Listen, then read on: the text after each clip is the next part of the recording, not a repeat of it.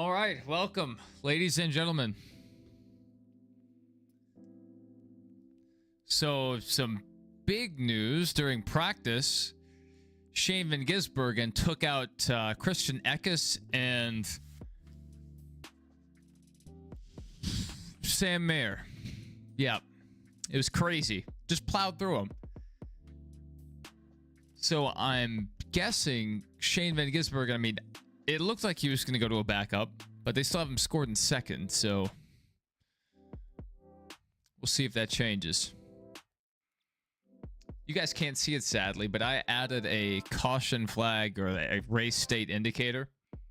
So it shows green flag, it shows yellow flag, red flag, but it's off the screen. So, yeah, we'll check this out. Yeah, you see that green circle in the upper right-hand corner? That's the race state indicator. So I need to move it over. That might take a few tries. But we're still working on it. We've made changes since last week, so I hope you guys notice or care. But the text is a little larger. It's a little more legible. And there's less just unused space. So this is revision 11 of this Python script.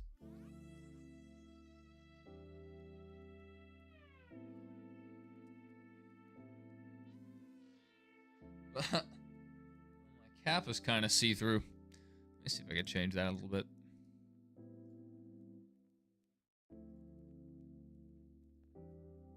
Hey, we fixed my chair too. All right, that works for now.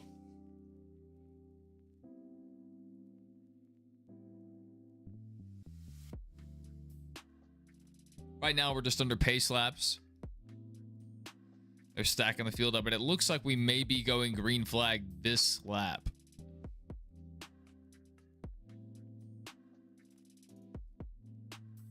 Oh, my dog. My dog. Welcome my dog to the stream.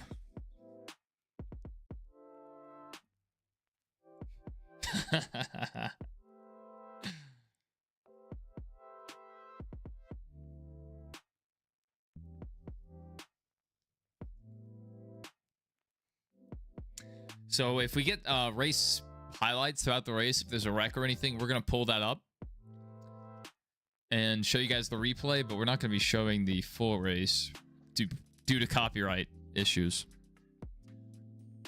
But we will be keeping an eye on it, and as they post highlights, we will show them.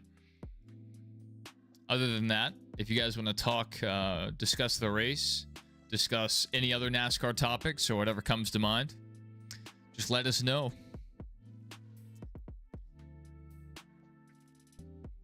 Man, this may be another walk-off Connor Zilich win. Shane Van Gisbergen's going to be, trying to give pursuit. He's starting in second. It looks like they just repaired the car after his wreck in practice. I thought he was going to have to start in the rear. It's a little disappointing. Good to see you, Mason.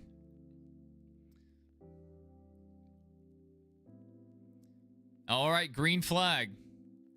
Connor Zilich got the jump. Shane Van Gisbergen solidly in second. Sam Mayer currently in third. Fourth, Taylor Gray.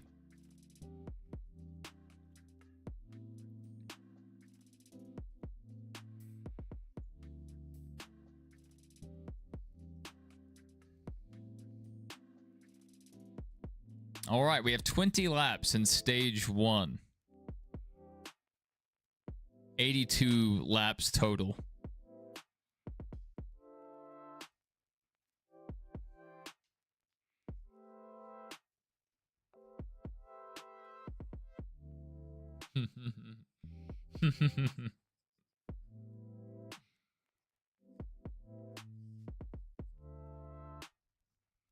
I love it. They're running the runoff very wide, just like I do.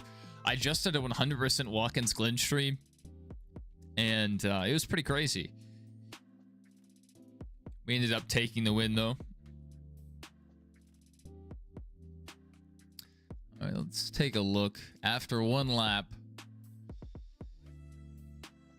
Shane Van Gisbergen's the only person that's been able to stay close to Connor Zilich. It's a pretty sizable gap, maybe 4 or 5 car lengths back to third place, Sam Mayer. So it looks like it's going to be a junior motorsports competition unless something changes. Connor Zilich currently has the fastest lap, and he's put almost a half a second on SVG.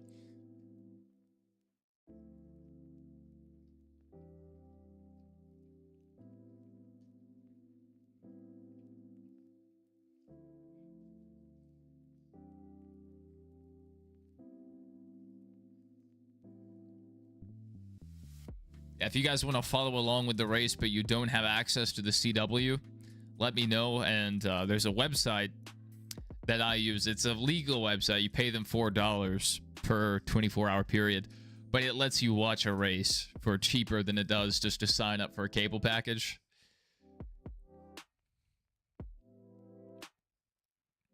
And I only have my cable package routed through my living room television, so I use this website to watch it during our race watch-alongs.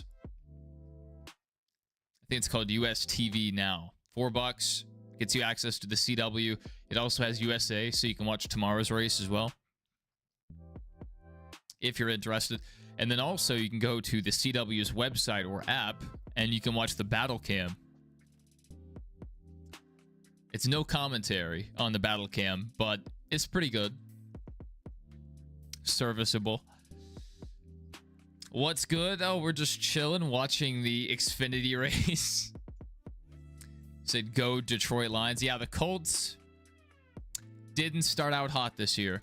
Anthony Richardson started out getting injured, and I saw one of the Ravens players, one of their cornerbacks, broke his leg. It's a very gruesome thing. If you haven't seen that video and you like those kind of videos, look it up. Just Ravens broken leg. Ravens cornerback broken leg. You'll find it. I mean, it snapped, and like the leg is supposed to be this way. At the knee, it was just bending to the right. It was disgusting. Or I guess to the left, depending on how you're looking at it. But anyway, Connor Zilich still holds the fastest lap, and he's built up a little more of a gap back to Shane Van Gisbergen. So here's where we have to wonder, is Connor Zilich saving any? Oh, goodness. I think we have a car blowing up on track. Garrett Smithley. Looks like he has an engine going sour. He may be leaving oil all over the track.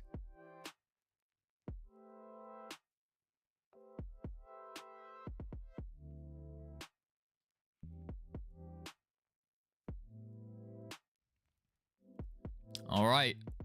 We stay green, but we have a car smoking on track. That's Garrett Smithley. Let's scroll down here.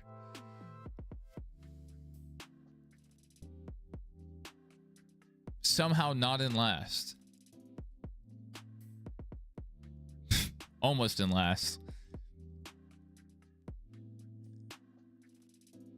Oh, 39 off track. Ryan Sieg off track with the 91.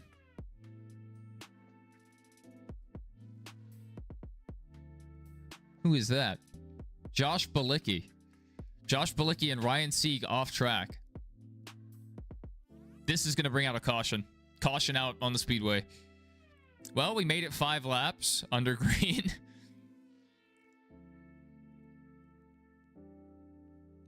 Josh Balicki stuck in the gravel trap. Looks like the one off of turn 6. Yeah, Ryan Sieg lost it and took out Josh Balicki. So once we get a replay of this, we'll pull it up on stream. Let you guys take a look.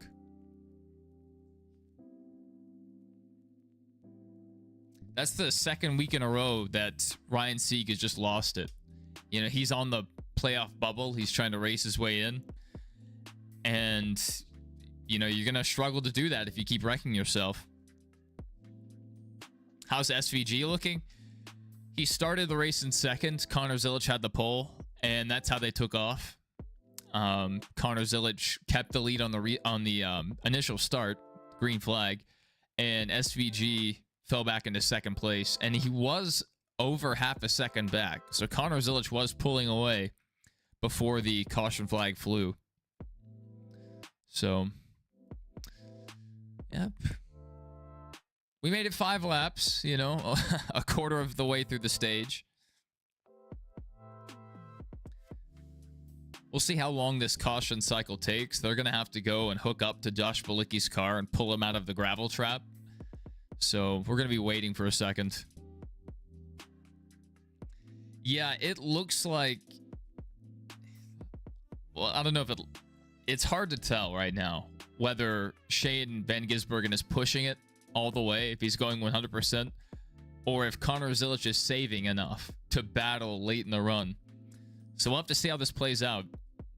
The last several road courses have been between SVG and Connor Zilich, so we'll see if that continues. Let's take a look through the rest of our field, see who's in today's race. Looks like we have a lot of normal ones. Mason, if you're watching, Justin Allgaier is running in 8th, so far, so good. Harrison Burton. Michael McDowell. I overlooked him. Michael McDowell in 12th, running in the 11 car. That's a big name. We'll look for him to move up through the field. Austin J. Hill. There's a second Austin Hill. There's a second Austin Hill. Mr. President, a second Austin Hill has hit the towers. Are you kidding me? We have 2 Austin Hills? This is too... There's one too many. Oh, we're gonna have, what, 2 Brennan Pools next week? This is crazy. Ridiculous. After their run-in, they had to talk about SVG going easier on Zilich. I could agree with that. I thought SVG, you know, he's not an Xfinity full season driver. So him racing Connor Zilich the way he did, I really didn't like it. But I'm one of the people that thinks more Cup drivers should run Xfinity races, or more veterans, instead of retiring completely, drop back down to the Xfinity Series and teach these younger guys how to drive. Too many Austin Hills, man. That threw me off. I saw Austin J. Hill. I was like, what? We have another one. Yeah, we'll see if anyone pits here.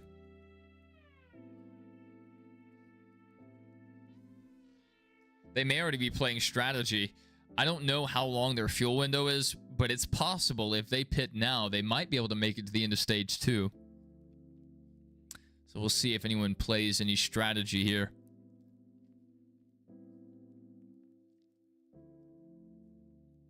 Garrett Smithley now showing 3 laps off the pace. Josh Bilicki has lost a lap after running off in the gravel.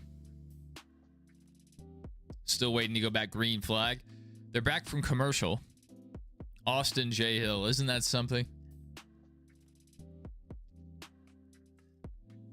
I need them to talk about this 70 car. Thomas Anaziata. I don't know how to pronounce that. So I need them to say it for me a few times.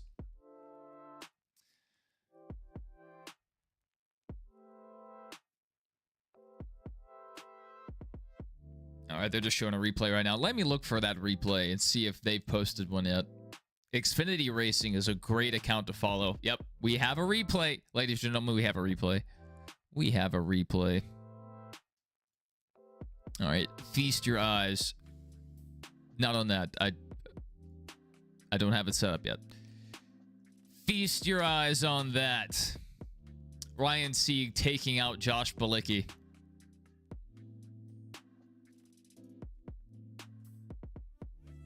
So the 39 was able to continue, but the 91 got stuck in the gravel. The wreck wasn't his fault, but he paid the higher price. So looking at the cut line, Harrison Burton is in 12th. Ryan Sieg is in 14th, 35 points back. And he wrecked himself last week, and now he's wrecked himself this week. So, not really what you want to be doing if you're on the bubble. You've always been against Cup drivers doing double, triple duty, but you like where you're coming from. Yeah, I mean, you run the line of like bushwhacking, what they used to do, where guys like Mark Martin would win half the schedule. But I feel like it puts butts in the seats because people want to see the Cup drivers. So that sells tickets. But I also think it serves another purpose for training the next generation of drivers. So if you don't have Cup drivers more often in the field, I go to New York frequently. I like it up there.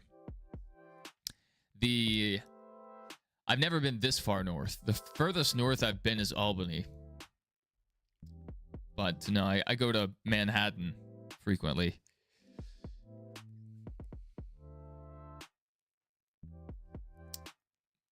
But what I was saying, yeah, I would love for more veterans to race in the Xfinity Series.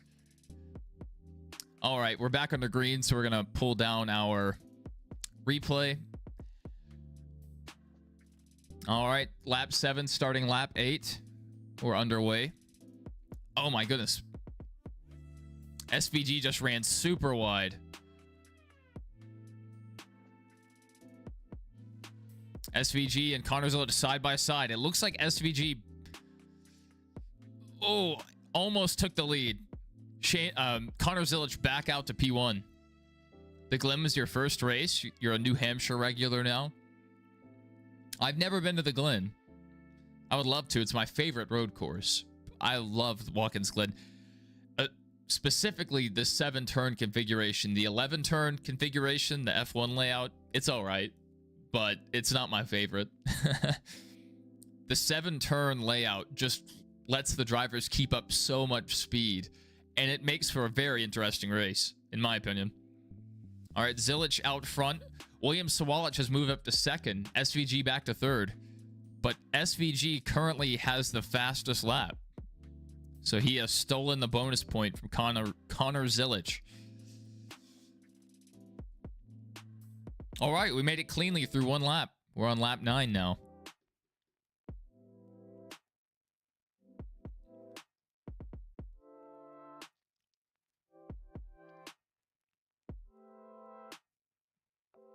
I love this. They're running the runoff in turn 1 so wide. They're running the runoff in turn 6 super wide. It's exactly how I love running the track in the NASCAR Heat games. Sadly, in Gran Turismo, in some of the races, they penalize you if you go off track, if you use the runoff. You say it's got a great fan experience. You sat in turn 6, but you can walk all the way to the bus stop and watch really anywhere. I've been to one road course race. I went to Circuit of the Americas, and it was a similar experience. We had grandstand tickets. I don't know what turn. It's back in the old layout, the whole track. But you could see quite a distance. And there were just areas you could walk around, just sit in the grass, whatever. Golf carts drove people around, and the glizzies were $5. Not bad. You have to get a glizzy if you're going to the race.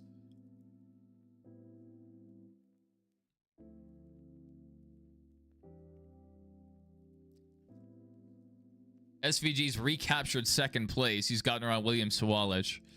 But Connor Zilich has a 2.5 advantage right now. So we'll see if Connor backs it down or if he just keeps charging hard.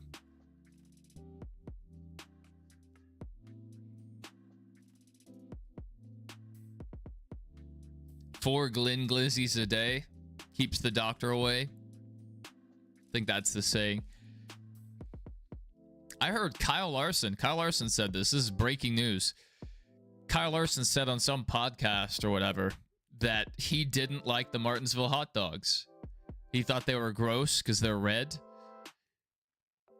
Maybe he's right. I don't know. I've never had a Martinsville Glizzy. I've had a Daytona Glizzy and a Talladega Glizzy. I've probably had a Bristol Glizzy. Oh, we have 2 more cars around. It looks like we're going to stay green unless there's debris on track. 2 cars off track. The 70 of Thomas Annunziata. I don't know how to pronounce that. Annunziata. That's what they said on the broadcast. Yeah, 2 cars off track in turn 6. Same place that the Ryan Sieg wreck happened. But both cars were able to stay out of the gravel trap. Kyle Larson said worse things. Yes, he did. Yes, he did. It was the 42 and the 70. So who's in the 42? Anthony Alfredo. Anthony Alfredo and Thomas Annunziata. Off track in turn 6. If we get a replay of that, we'll throw it up there, let you guys take a look. Luckily, they stayed out of the gravel, so we stay green. 10 laps to go in stage 1. Connor Zilich has retaken the fastest lap. Dude, it makes me so nervous when some of these drivers rejoin because they're trying to get back out on track as soon as possible. And they do it very dangerously sometimes. I forget which race it was. Maybe it was Sonoma. It was one of the road course races this year. I think in Xfinity. Someone rejoined right in front of another car. And it was almost a T-bone. It was crazy. Connor Zilich has a 2-second advantage right now. Connor Zilich may be a generational talent. He can win on the ovals and he's good on the road courses. We'll see how he adapts to the next gen car, the Gen 7 car. But good night, is he fast. So impressive. Mexico. I thought it might have been Mexico.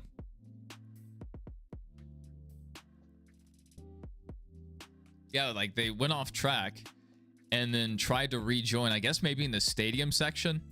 There's like the slower part of that track and just pulled out right in front. Doodlebug5 just said, Austin Hill won the truck race at the Glen in 2021. Interesting. Yeah, I mean, Austin Hill's kind of a super speedway merchant. That's what a lot of people recognize him as. But occasionally he has pretty good pace in these road courses. So, not bad. There's always PD commercials. NASCAR, Glizzies, and PD commercials. We're under commercial break right now. Lap 13 of 20. Justin Allgaier up to 6th place. Mason would be happy about that. Connor Zilich is the only driver right now running a 73-second lap. Everyone else has fallen under 74 right now.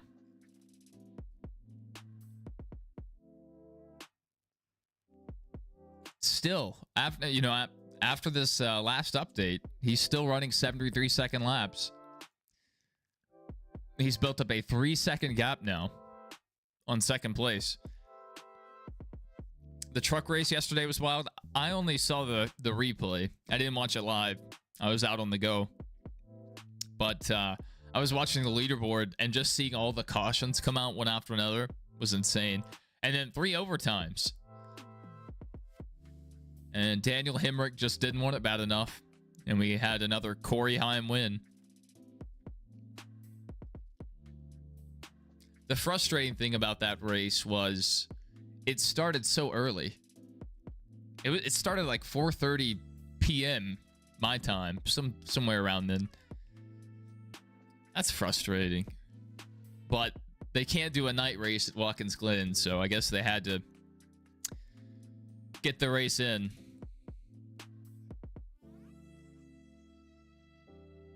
Austin Hill is sliding that car around. He just went through the bus stops. 4-wheel slide. Absolutely beautiful. He's trying to make the pass on Sammy Smith.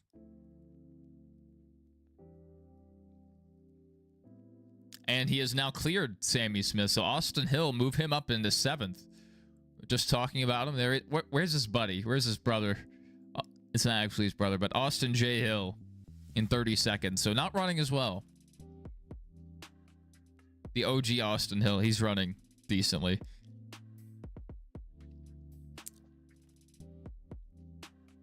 It's only a matter of time before he clears the field out.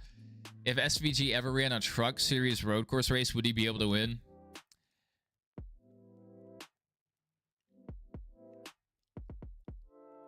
My gut says yes, but the truck does drive differently. And it also depends on what truck he was in. Like, he could probably wheel a B-tier truck to a win, but occasionally you just get a really bad one, like Kyle Busch did yesterday. And, you know, so you can't overcome bad equipment to a certain point, especially if you have equipment failures. All right, we are back underway. They are back from commercial. So we're on lap 14 of 20 in stage 1. And Connor Zilich still running in the 73-second frame. He's about to drop under it, but he is lighting it up today. Absolutely insane. Hey, good to see you in the chat, Javier.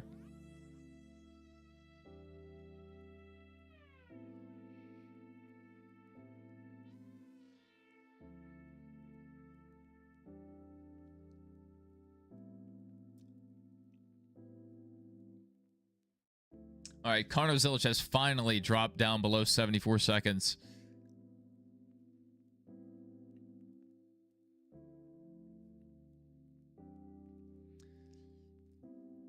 So Justin Allgaier's moved up. He's up to 5th. So he's slowly working his way through the field. His lap times are better than the 4th place driver, Sam Mayer. So he may have a decent car, but I mean, he's still almost a second off the pace of Connor Zilich.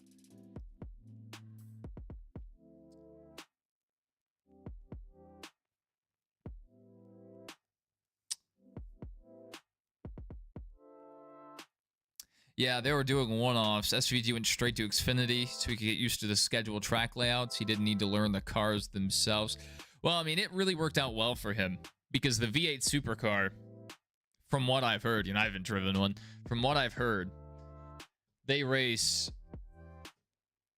close enough to the next-gen car for SVG to feel like he has experience in it. Because Dale Jr., I think he said it this last week, this Gen 7 car is not a race car. It's a sports car. That's Dale Jr.'s quote, not mine.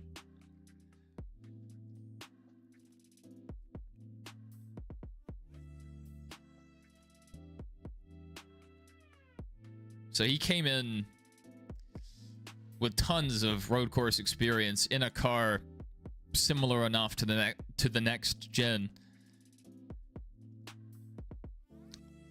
I mean, there's just so much silliness, though, with the truck series. I mean, some of it's out of your hands. You know, you could get wrapped up in a rookie driver's mistake or, you know, lose on a 3 overtime restart race.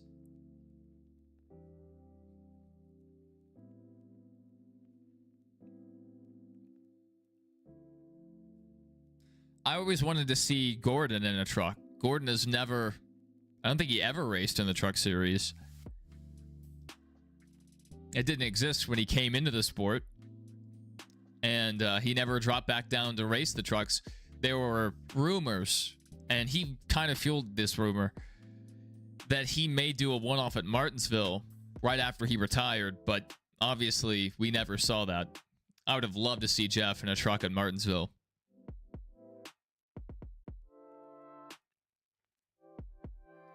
Coilovers and sequential makes a big difference. Yep.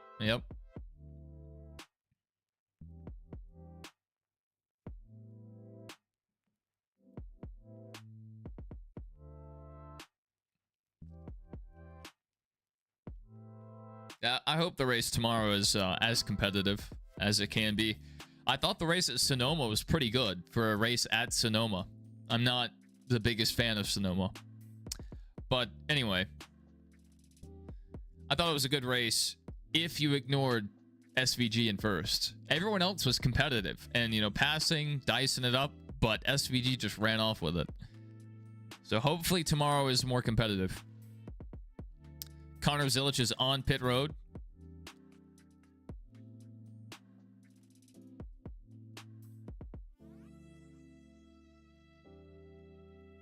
So 2 laps to go in stage 1.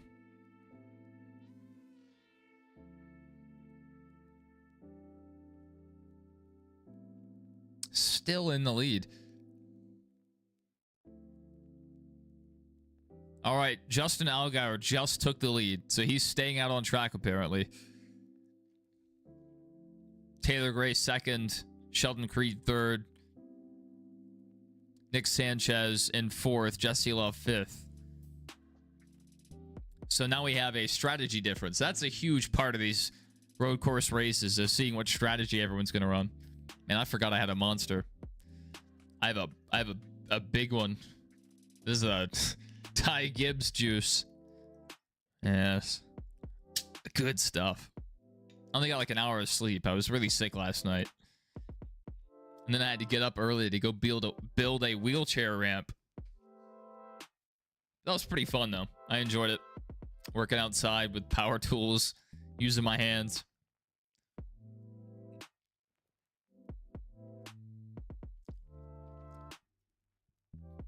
Oh my goodness, this is crazy. Where's Austin Hill? Austin J. Hill is ahead of Austin Hill. That's crazy. Hey, good for him. All right. Justin Allgaier is out ahead, but he's having to hold off the 54 for the stage win. Now, this playoff point, if Justin Allgaier can stay out ahead, this is for a playoff point. The 54 is right on his bumper.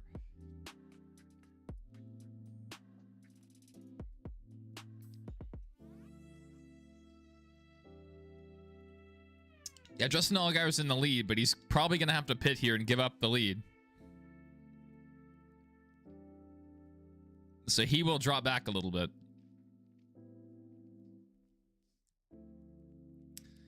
All right, turn 7. Justin Allgaier holds the lead, and he will win stage 1. So we have Justin Allgaier first, Taylor Gray second, Sheldon Creed third, Nick Sanchez fourth, Jesse Love fifth, Harrison Burton sixth, Dean Thompson 7th, Parker Retzlaff 8th, Ryan Sieg 9th, and Matt DiBenedetto 10th. So after spinning earlier in the race, Ryan Sieg recovers to get two stage points. Have I ever been to Europe? Yes. I have a few videos of that on my channel. Some shorts and a few uploads. I liked it. The people couldn't have been nicer. Didn't really have an issue with anyone over there.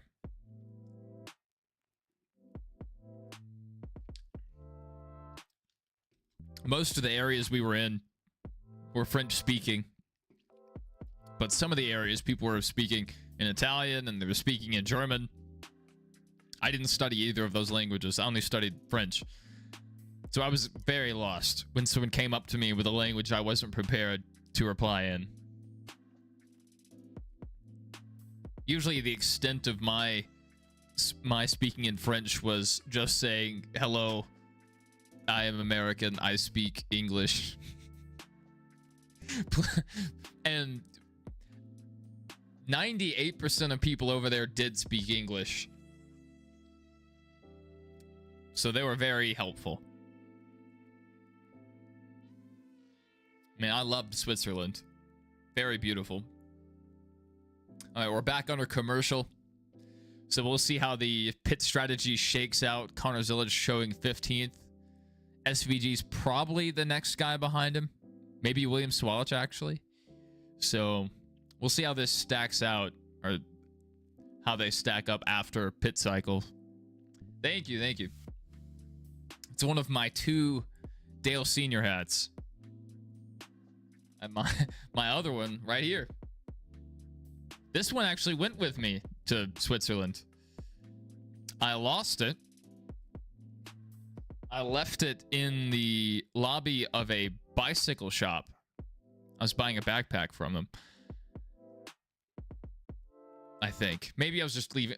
Yeah, I think maybe we just left our bags there. But anyway, I left my hat. I was very sad about this. And I went back the next morning and they had kept my hat at the front desk. So, hey, big ups to the people of Switzerland. They saved my Dale Senior hat. I've traveled quite a few places with that specific hat. That's my travel hat.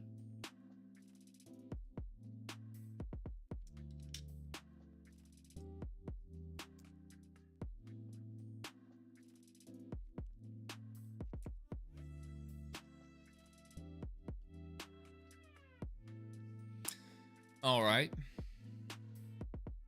Once we get back underway, we'll see how long stage 2 is. I wouldn't be surprised if it's also 20 laps. I don't know. We may restart around lap 24 to 25.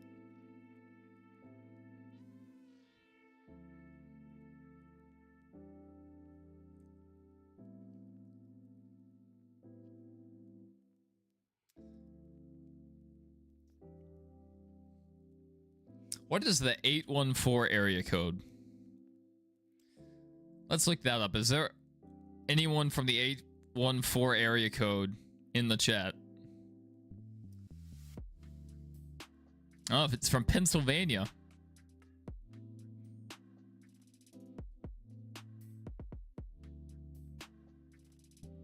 So apparently the CW feed from this cable provider is coming through Pennsylvania. So I'm getting commercials for small businesses I will never visit and never see.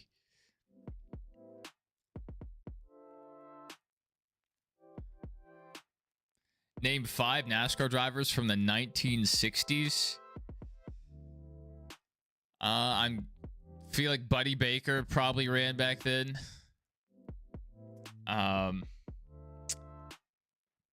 Flacco, whatever his name was. Or Flock, I don't know. What's Richard's dad's name?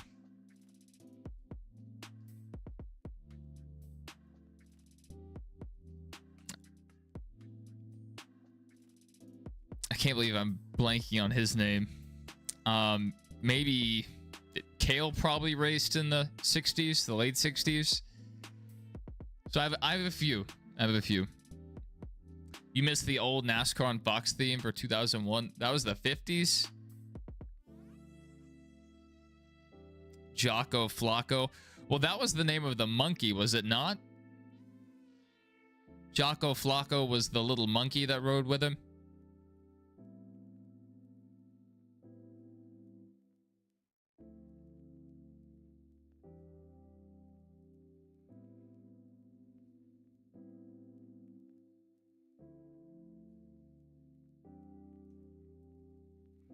Yeah, Buddy Baker raced for 33 years.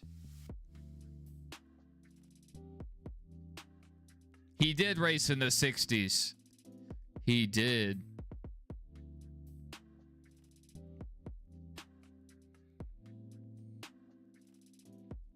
I see through the lies of the Jedi.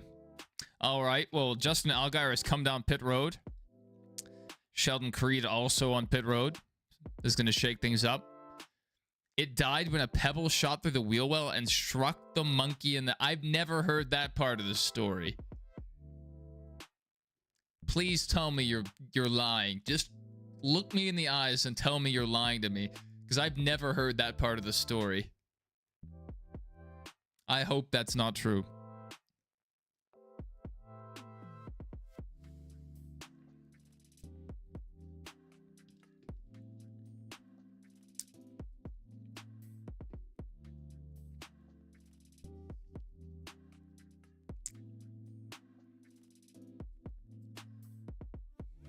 Slap Shoes said that.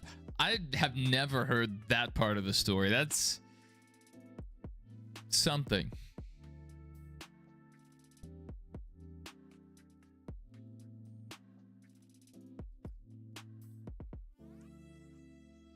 I hope I'm being lied to right now. That would be a tragic way for a monkey to go out. That would be the second most tragic primate death to Harambe in 2016. All right, we're back under commercial. Yeah, Doodlebug, I think that's also what I've heard. I thought they parted ways without dying.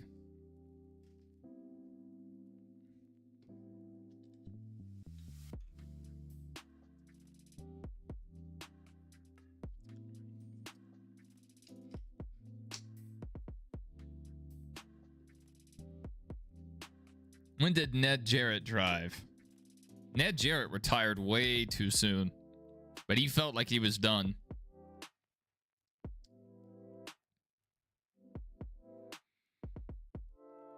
Yeah, Ned Jarrett would count.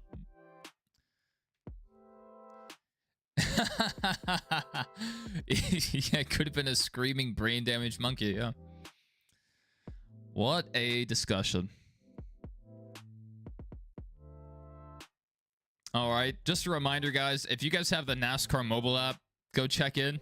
Get your 50 points for today's race. They do add up. Let me actually check my fan rewards account. I have 4,179 points. 2,200 to champion. I am all-star level. Your points do expire every year, so you have to get all your points in one season and then redeem them.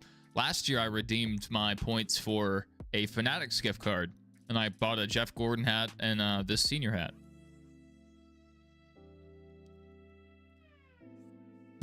That is insane. He got loose from his harness.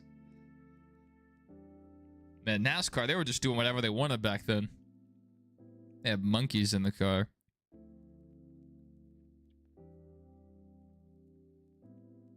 They're still offering the 30-day free trial of Amazon Prime. I can also get 20% off tires at Goodyear.com. I do need new tires on my Camaro, so I may actually use that deal. And then 20% off purchases at the NASCAR shop using code FANREWARDS25. So there's a lot of good things on the Fan Rewards program. Right now, I could get a pair of sunglasses and some dress socks and a seat cushion. What else do they have? Wristband with bottle opener, collapsible bag, umbrella, roll-up blanket, beach towel. If you're not a member of Fan Rewards, you're missing out on free stuff. Or for 9,000 points, you can get an autographed Chase Elliott hat. Or autographed anyone's hat. Yeah, lots of hats on here.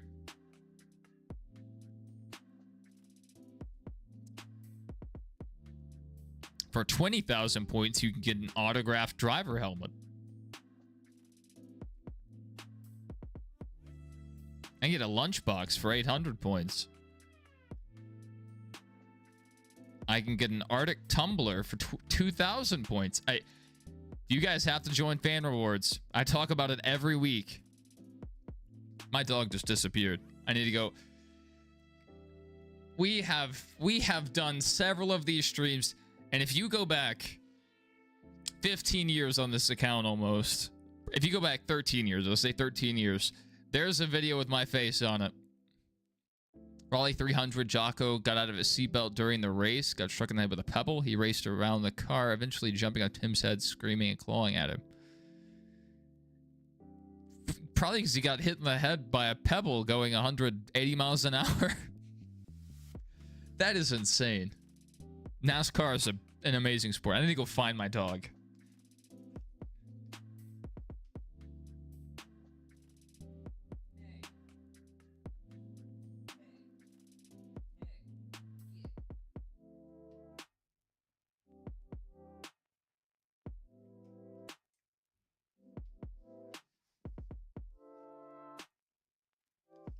All right, he's still in the room with me.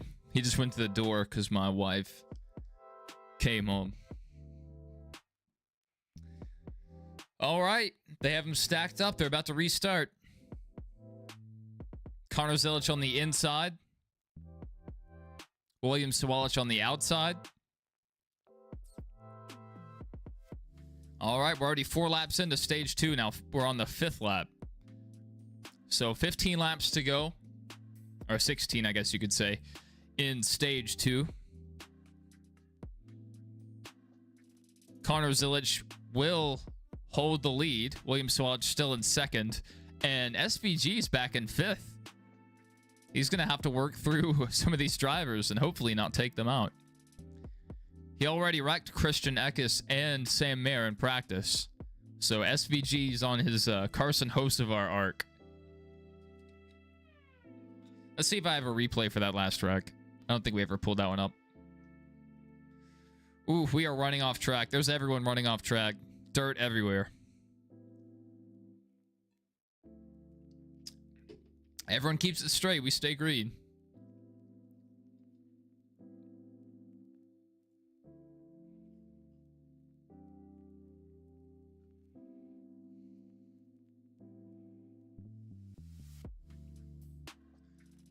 All right, here's that last wreck. I don't think I ever pulled this one up on stream. So this is the one that didn't bring out the caution. Anthony Alfredo and Thomas Annunziata.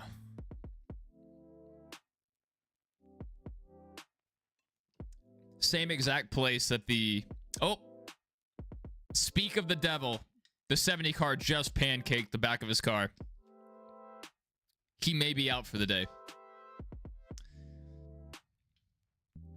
He backed it into the wall.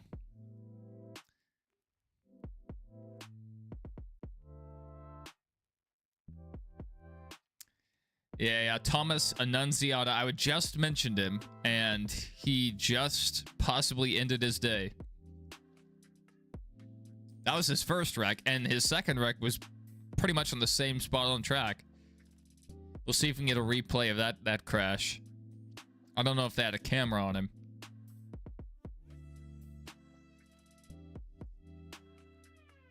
SVG still back there in 5th. We'll see if he can work his way back through the field. Connor Zilich just kind of running away with it right now. Almost has a 2.5 seconds on 2nd place. Williams-Zilich.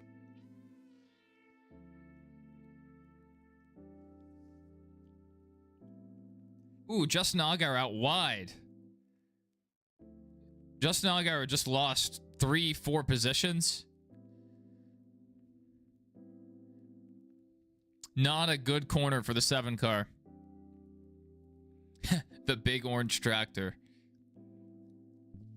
He would probably agree because he's probably plowing tight.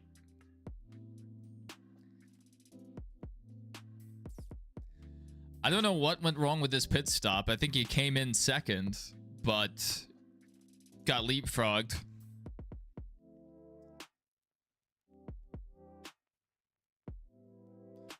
Bam.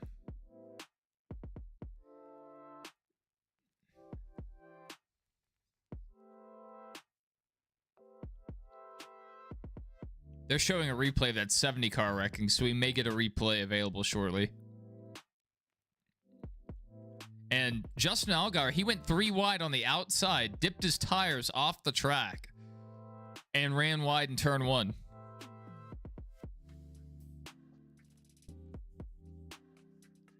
I've made that move before. That was a video game looking move. All right, looks like we're about to go back under commercial. So we're on lap 8 of 20 right now. So 13 laps remaining in stage 2. Ooh, 31 car has a tire down. Driving on the rim. Looks like they're going to make it back to pit road, so we stay green. But the 31 car lost a tire. Just sending sparks everywhere. What is going on? Blaine Perkins. It's safe to say he's probably going to go a lap down here.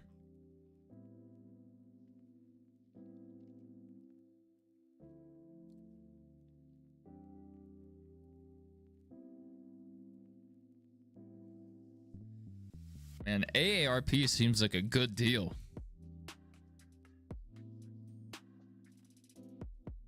Second membership free, and you get a free trunk organizer, and it's $15 for your first year. Yeah. I get a little older. I need to join some AARP.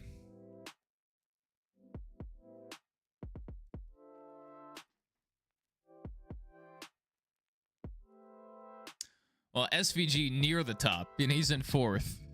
He was back in 5th. Sammy Smith is falling back currently. Austin Hill, 5th. Where's the other Austin Hill? Austin Hill watch. Austin J. Hill in 33rd.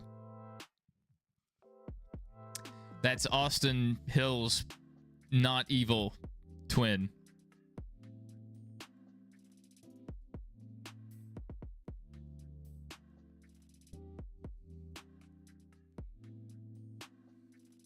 These guys are just driving all over the track.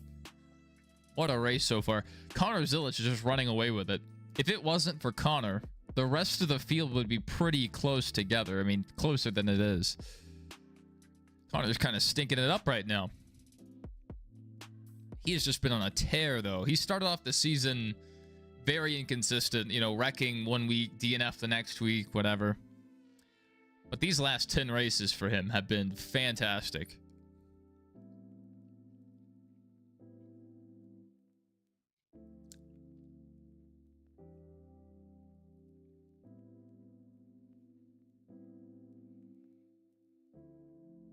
I'm not going to get involved in this beef that PH and YouTube account have going on.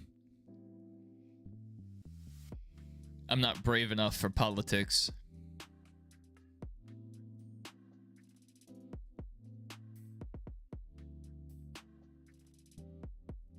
All right.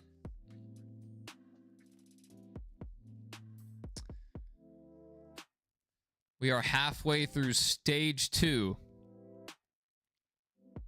Connor Zilich coming around to take lap 11. Let's see if we have a replay of that. You're both men of culture.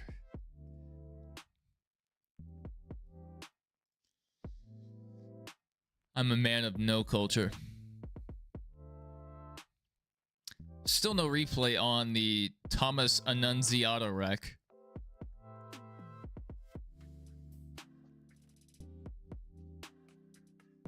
See if anyone else has tweeted about it. Annunziata.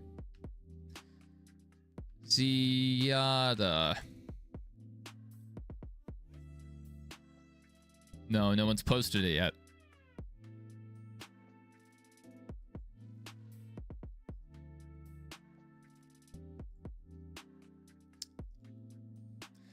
Yeah, I understood the reference.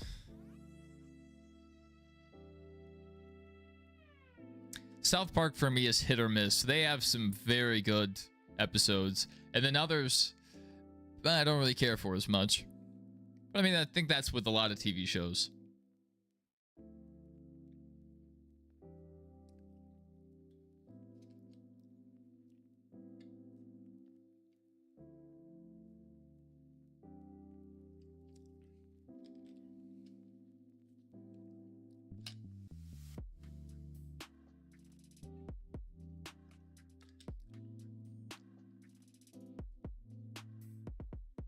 What's crazy to me is how well some of those episodes have aged, even though they were highly topical at the time.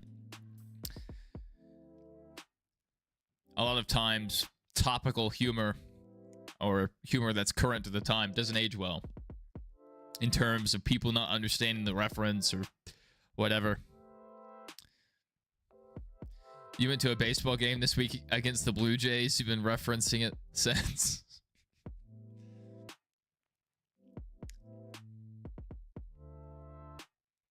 I'm not a fan of those Canadians.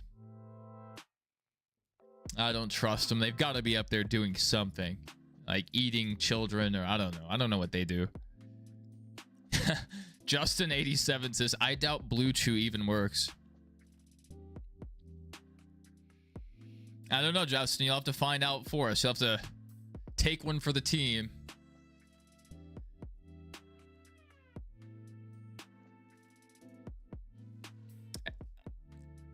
I don't care if it works or not. If they want to throw some money my way, I will sell all the Blue Chew there is. I'll become the face of Blue Chew.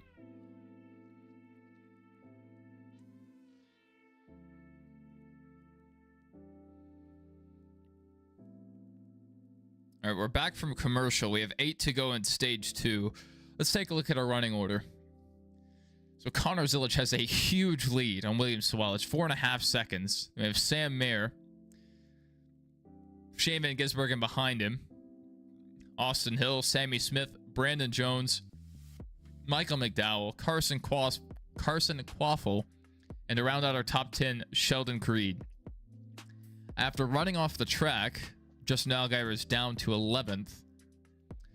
So I know that's not where Justin wants to be. He has speed probably to be a top 5 car. Yeah, honestly, with stage racing, the big leads don't matter so much. What it can help him with is he can save his car now. He can go a little slower. He can use less brake, try to use up less tire. And it'll give him more cushion when he comes in for a pit stop at the end of stage 2. So he won't have to be super aggressive getting onto the pits. He can just roll it in there, avoid a speeding penalty, hopefully have a clean pit stop, and get back out to hold the lead starting stage 3. Another Blue Chew ad. That's crazy. Yeah, I mean, maybe not. Because, I mean, a lot of times SVG is out there putting on a massive lead in the next gen car, and I don't think he's pushing it 100%. The thing with Connor is he's a rookie. So I would expect he would have a harder time slowing down and saving his car. Because usually saving tires, saving your brakes, that's a veteran thing. So if Connor's, running this pace, we don't know if he's saving or not. We don't have access to the SMT data like the teams do.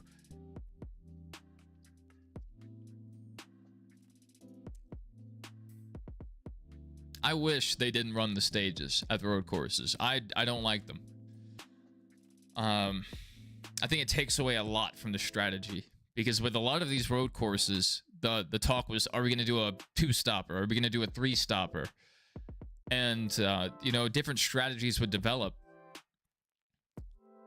And it's very entertaining. I forget which season it was a few seasons back. They still ran the stages, but they didn't do the stage breaks. So they were still awarding points, but the drivers didn't have to, stop at the end of a stage to pit or whatever. It just helped the flow of the race a lot. And if you're ever at the track for a road course race and a caution comes out, you're going to be waiting 15 minutes for it to go back green, especially at the old layout of Circuit of the Americas or Road America. Awful. YouTube account said F1 and NASCAR could swap points and stage systems and the world would heal.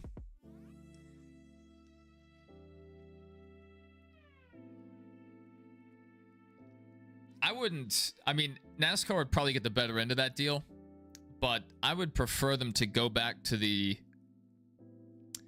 either the Winston way of keeping points or the Chase for the Cup way of keeping points.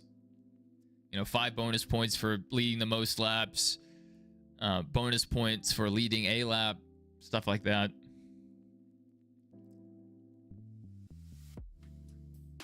One new thing I do like, I do enjoy the bonus point for a fastest lap of the race. That's pretty cool.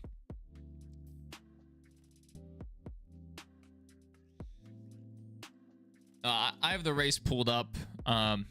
Grand says, if you want to share that link with other people, if they ask for it, I'm okay with that. Yeah, I have the race pulled up. I'm like, we're not going to broadcast the whole thing. Maybe get a copyright strike immediately. All right, SVG just got around Sam Mayer. We have 4 laps to go in stage 2.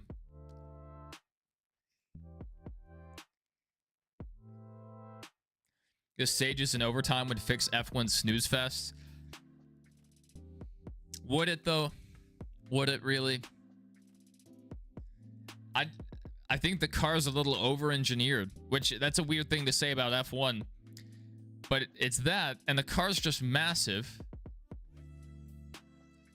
And I know a lot of people didn't like them, but the groove tires from when I, was younger, that's what they were running at the time. Slick groove tires worked pretty well. And the cars were smaller, and so passing was easier. A lot of these tracks, they don't provide the best passing points. And the most egregious one is Monaco. I think there was one green flag pass during this year's Monaco Grand Prix. I may be wrong about that, but I'm pretty sure that's correct.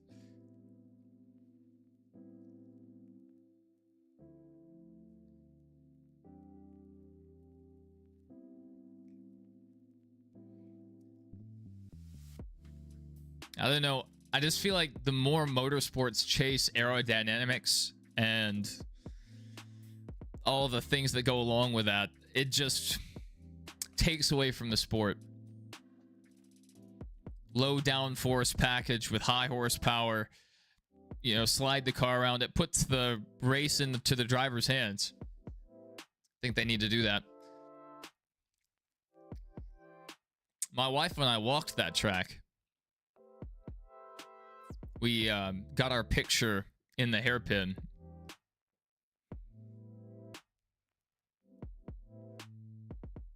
Beautiful racetrack, beautiful area, but not the best modern day racetrack. A playoff system and some stages to bring the cars back together would prevent the year-to-year dominance. Yeah, I mean, the F1 diehards, they might acknowledge like, oh, maybe it's not the best, but they still pretend to prefer what they have going on to what anything we have going on over here. Honestly, if you ask me, before IndyCar introduced the hybrid, IndyCar was one of my favorite leagues to watch. The hybrid car has kind of made this year not the best, but I mean, Indy races, very entertaining. And F1 doesn't want to do it, but imagine if they went to Homestead and raced, that track. Be pretty cool. I bet it would put a lot of butts in seats. A lot of people tuned in on TV as well. Or like F1 at Indianapolis. The other league I like to watch, American, is IMSA. I love IMSA competition. They have their 24-hour races, but they also have 6-hour races, 12-hour races. I really like the 24-hour ones. The Rolex 24 is fantastic. Any endurance race is just amazing. Le Mans is fantastic. Yeah, F1 at Indianapolis. I don't think they would do it. They may one day. Especially if they want to expand into the American market, they're going to have to appeal to Americans. We want to see oval races, by and large. I don't speak for everyone. A lot of people are like, oh, road courses, we love them. But, yeah, get F1 out there on the Indianapolis Motor Speedway, and you would sell that track out, just like the Indy 500. It would be huge. I'm sure there would be some diehard IndyCar fans and NASCAR fans that wouldn't care and would boycott it, but there would just be so much hype and aura around it. All right, 1 lap to go in stage 2. Connor Zilich easily takes the stage 2 victory. Connor Zilich first, Shane Van Gisbergen second, Sam Mayer third, fourth, Austin Hill, fifth, Carson Quaffle. 6th, Michael McDowell. He's moving up, so keep an eye on Michael. 7th, Sheldon Creed. 8th, Justin Allgaier. 9th, Sammy Smith. 10th, Austin Green. F1 at the Indy Roval would be great. I really like the Indy Road course. I thought when NASCAR raced there, it was plenty entertaining, partially because it was a disaster with the turtles coming apart, and that was insane, if you remember that race. Or Chase Briscoe running off track and wrecking Denny Hamlin. That was awesome. Fantastic race. No complaints. But the oval's more prestigious for sure.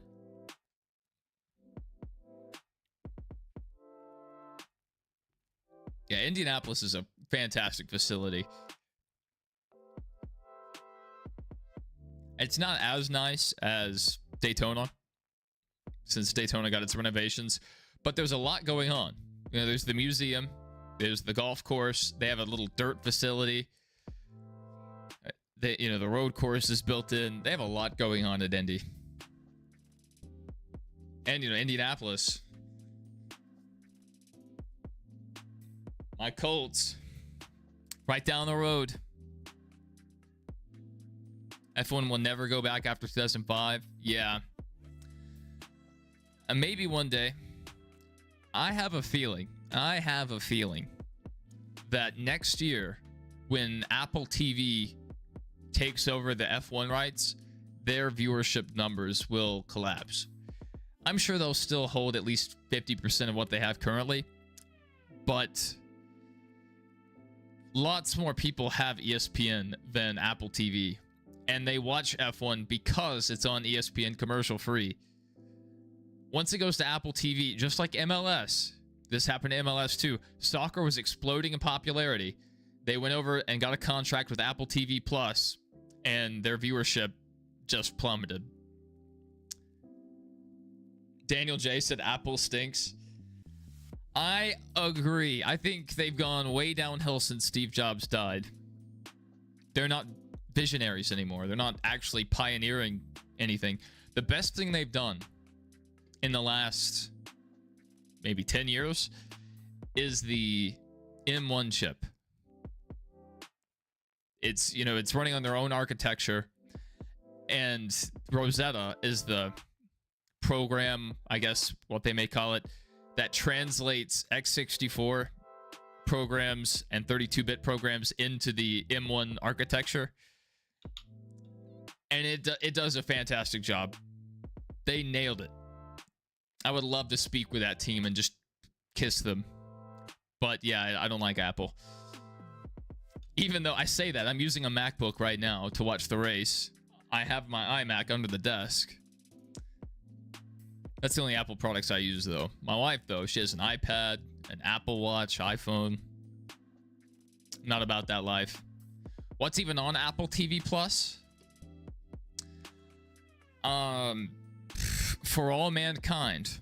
If you're into space or alternate history, the first season is awesome. Even the second season's pretty good. But the writing has kind of gone downhill in the last couple seasons. It's still entertaining to me. I'm very interested in the whole space thing. Alternate history is super cool to me, and they do it very well. So I've really enjoyed that one. I like, what's his name? The actor. I know this man's name. I'm blanking on it. He played RoboCop in 2014. He was also the Republican candidate in House of Cards. What is this man's name?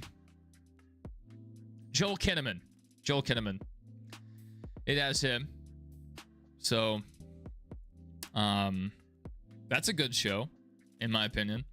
And then they have Ted Lasso. I haven't watched that, but a lot of people love it.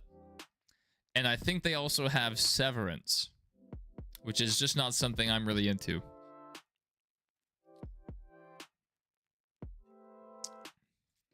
So they have a few well-known series, but really that's the extent of it. They have a few.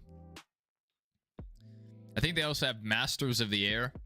It's like a kind of a sequel to Band of Brothers and The Pacific. It was made by the same people, but not on HBO. So if you're into World War II military stuff, like Band of Brothers, you might like that show. The only thing about Apple TV Plus is that it's cheap. It's one of the cheapest streaming services. And if you have an Apple TV, I mean, it just makes sense to have. That's the one piece of software I wouldn't mind having, is an Apple TV. But the Google TV that's on my television works fine. The Fire Stick that I have connected also works well as a backup.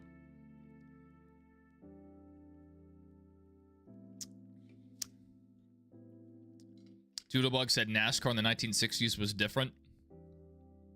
Yeah, just a little bit. Just a little bit. Guys smoking cigars in their car while driving. Eating a ham sandwich while going down the front stretch at Pocono. Yeah, they did it differently. Really up until the 80s. You know, NASCAR was like the Wild West. All through the 60s and 70s.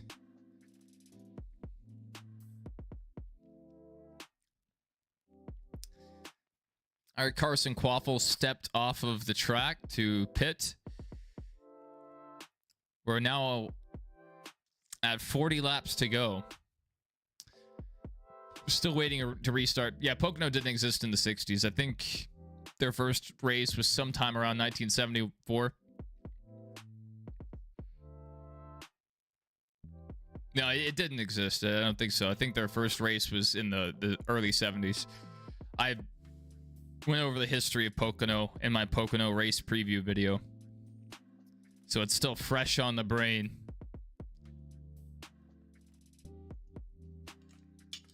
All right, let's see if we have any replays. We're back on the commercial.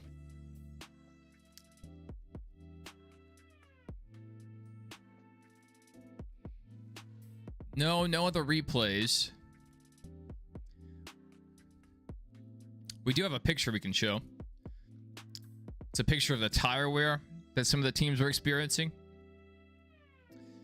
So they were showing this on the broadcast. If you guys are watching the race, you saw this. But yeah, some of the teams are having issues with their tires coming apart. And the explanation they gave was most likely from hitting the curb. Doesn't look like they're cording, so it's not like a tire failure kind of deal. Even though I think the 31 earlier had one. I don't know. He just cut his tire down. I don't know what happened to that guy. Blaine Perkins. Good night. 500-second lap time. 6 laps down. We're 42 laps in, and Garrett Smithley is 39 laps down. What a bad day.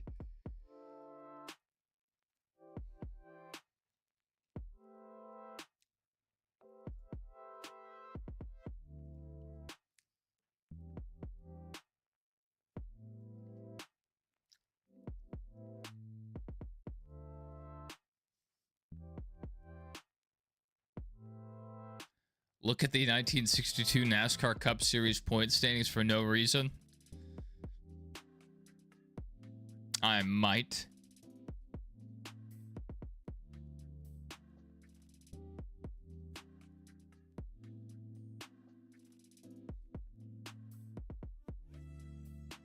Joe Weatherly won the championship with 30,836 points. Richard Petty finished second with 28,440 points. The season included 52 races. That's kind of why I don't care that Richard Petty won over 200 races in his career. They raced so many more races back then. It's hard to compare a 52 race season to a 36 race season or 32 race season, you know. The different links that the Cup Series has run. It's kind of hard to compare that.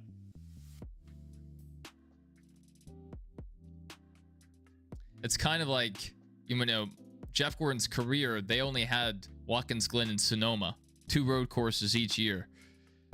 If they had had 5 or 6 like they do now, Jeff Gordon would have 30 road course wins. You know, it would be an insane number. But they had 2 back then.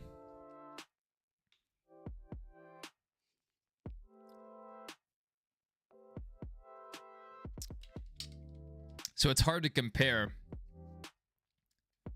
guys like Chase Elliott that have come up in an era where we have 5 and 6 road courses a year to a guy that only had 2 each year to compete at.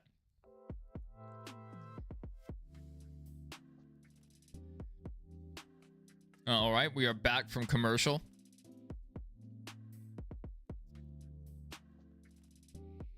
All right. Hopefully we go back to green here shortly, and this will be the final stage. I hope they run it clean. I hope they do. And it is kind of difficult to bring out a caution at a road course.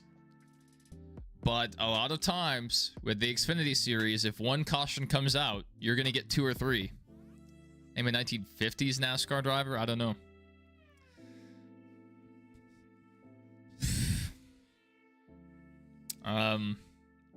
Did Ralph Earnhardt race in the 50s? Final answer.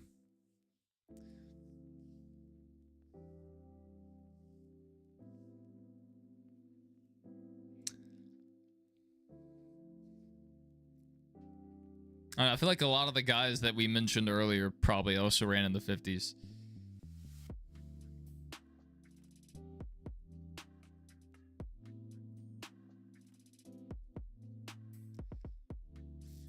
All right, they're about to work their way through turn 6, heading to the restart.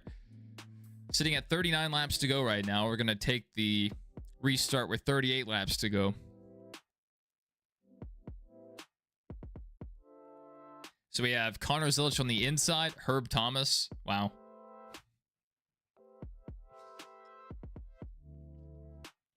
What a name. Herb.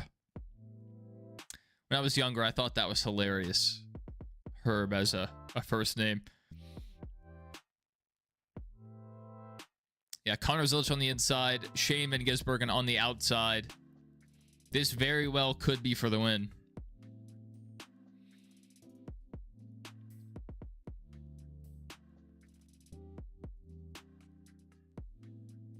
All right. The 9 had a decent restart. He's now fallen back into second, but he's going for the crossover.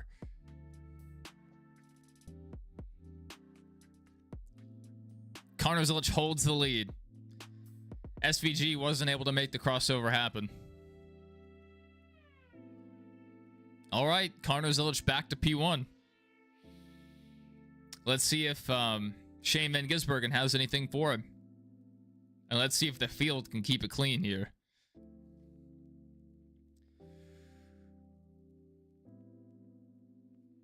They know this may be one of the last restarts, so these guys are pushing it pretty hard.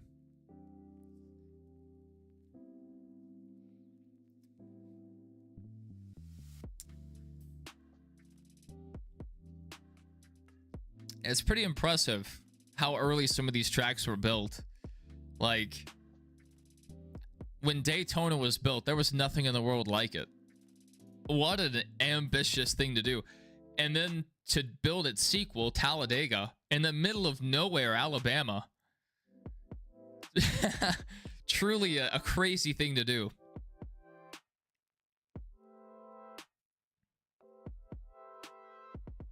Especially when most of the drivers were used to running quarter mile, maybe half mile at most, length racetracks. Man. I've heard Richard Petty talk about Darlington running there for the first time, and he was talking about how a lot of drivers were scared to go up actually into the racing groove that we race today. So they ran the apron for most of the race. And it actually, I think it took a while for them to actually go up and use that high side.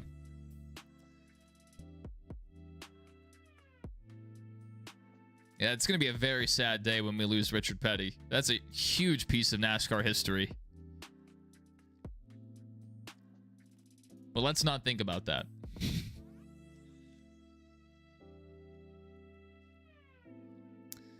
All right, Connor Zilich has almost opened up a second lead on Shane Van Gisbergen. Good night. So unless someone brings out a caution here, the next thing we should be looking for is when the teams are going to time their final stop. You know, will someone try to come in and short pit? Good heavens. The 27 was just drifting it.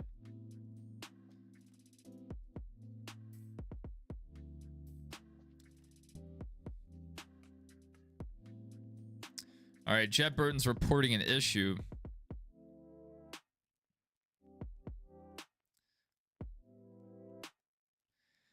That's unfortunate.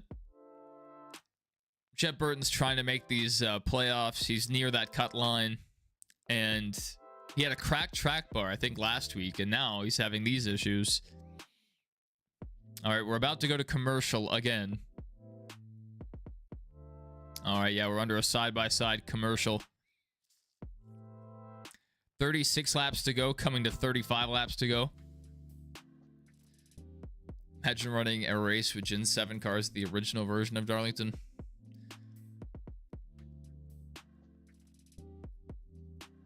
I feel like it probably had guardrails back then.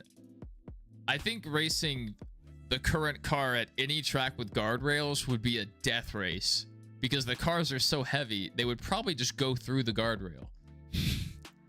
So that would be terrible. The thing is, though, without the safer barrier, the tracks were a little wider, so you had a little more room to race.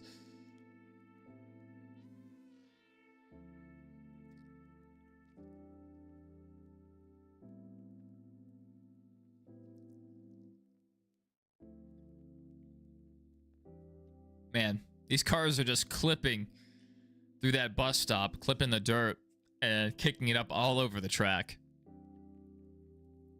Man, I love Watkins Glen so much. Let's look back through the field. So we have Michael McDowell up to 5th. He's still a second off the pace of the leader. No one's even close. That's crazy to me. I mean, in this Gen 6 style Xfinity car, a rookie is outrunning Shane Van Gisbergen. Bring back the Gen 6 high horsepower package. Remember, original Darlington had original start finish line placement?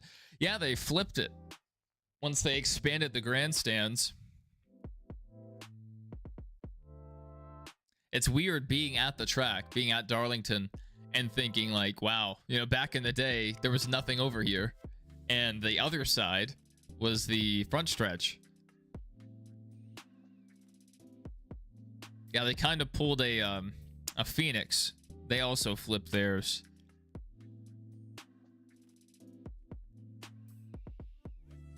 It's kind of a good way to do it, though. You know, keep the existing backstretch now, grandstands, and just build a new front stretch. Pretty good idea.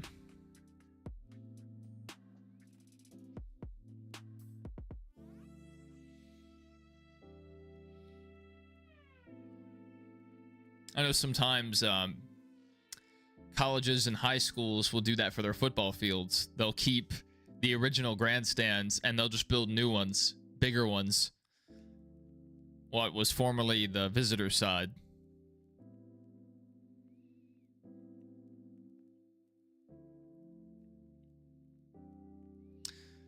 And Connor Zilich has over a 2-second lead right now. Justin Allgaier back to 13th. Not great for Justin, since he overran the track in turn 1. He really hasn't had the same speed he had in stage 1. Ryan Sieg, after wrecking earlier in the race, or spitting at least, running 19th.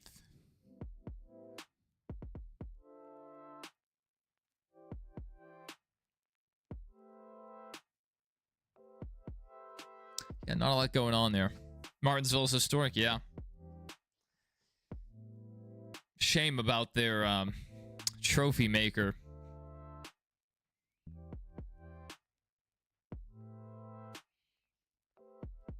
Dale Jr. needs to buy that grandfather clock company, because he's the only one that I trust to keep making historic clocks in the traditional style. And also, I'm just sure they would sell a bunch of clocks just if Dale Jr. was involved. Dale was very outspoken about the grandfather clock. He said, whoever makes the next one better not get cute and mess it up. So he wants the clock to stay the same. But I mean, do people buy grandfather clocks anymore? I mean, who does that?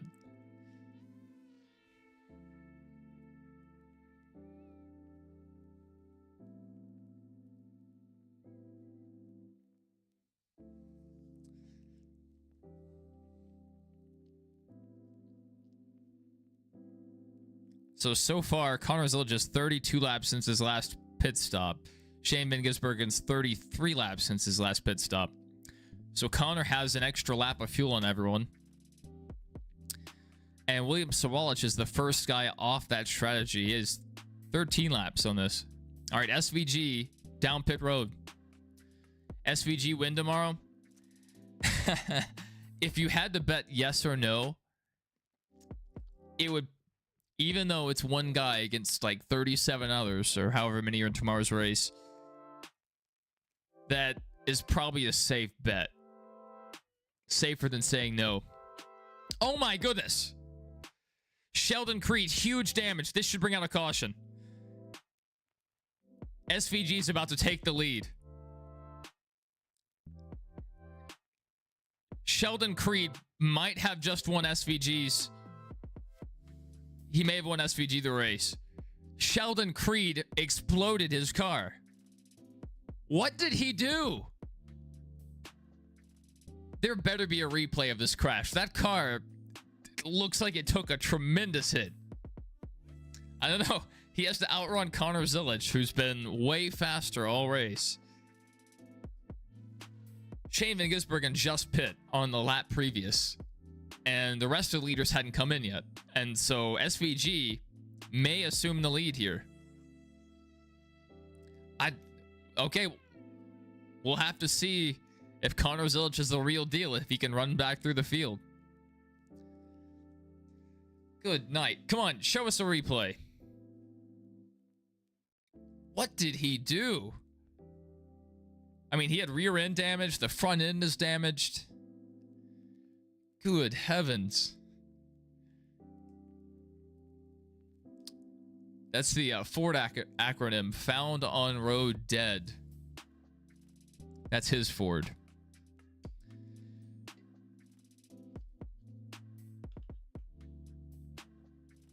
Yeah, I mean...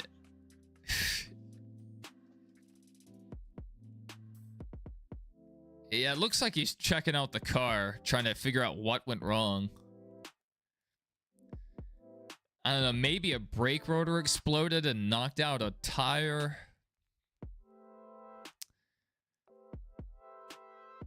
They haven't shown a replay yet. We're just left to wonder. Once they get a replay, we'll hopefully play it on stream for you guys.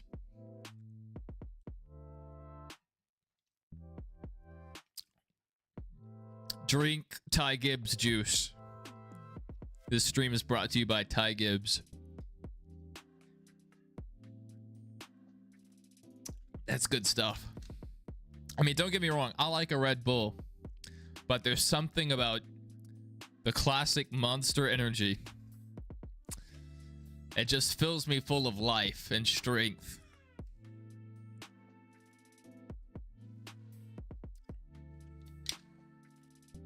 All right. All right. We may have a replay here.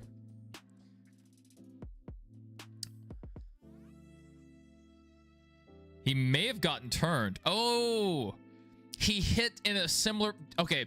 Do you guys remember the Jeff Burton, Jeff Gordon crash? I think it was Jeff Burton and Jeff Gordon at Watkins Glen. You know, Gordon's car went around. It was all crazy. That's where Sheldon Creed hit on that little short shoot between turn 5 and turn 6. I usually don't get the resealable can because it's 24 ounces, and that's just a bit much. But I only got an hour of sleep last night, and I've slowly been working on this. But yeah, I did today. I got the resealable can today. I usually get the 19.2 ounce can of Monster Energy.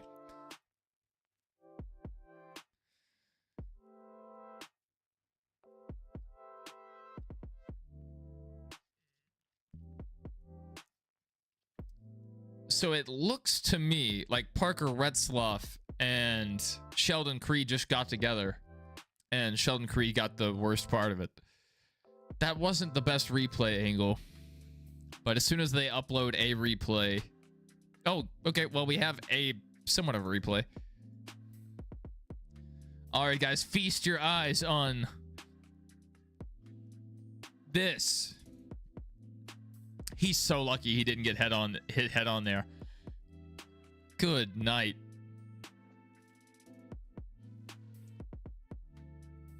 Yeah, that's right around the place where Gordon had his violent Watkins Glen wreck. Really not a great replay angle. I mean, we just see it so late. So hopefully they get a better camera angle. Maybe a fan got a video. Maybe they can find some onboard cameras to look at. I mean, his car is destroyed. All right, Connor Zilich lost 3 positions on pit road. He exited 4th. So Connor Zilich is going to have to work his way back through at least a handful of cars. And this changes so much. SVG got so lucky. I mean, NASCAR's like that. Racing's like that. You know, you never know when something could change and just ruin your strategy or make your day. Like Ryan Preece at Iowa. He was about to go a lap down. For like 30 laps, he held off the leaders. And a caution came out at the perfect time. And he was able to get his whole lap back and was ahead of everyone else. And ended up getting a lot of track position out of that. Another Blue Chew ad.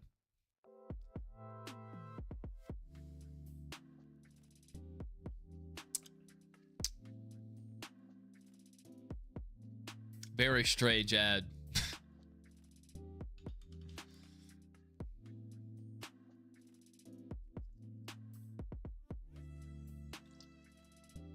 All right.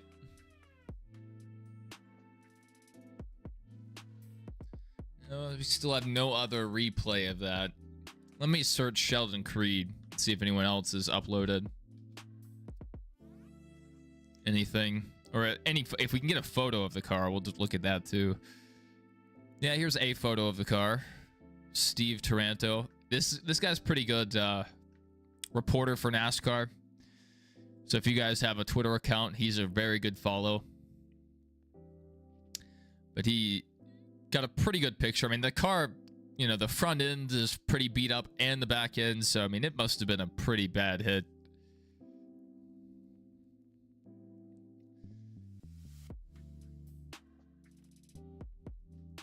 See if anyone else has. No, nothing else about Sheldon Creed. Yeah, I mean, it could have been very bad. He comes back out onto the track right in front of all of these guys. If that was ARCA, Sheldon Creed would probably be dead right now. They would have just plowed through him.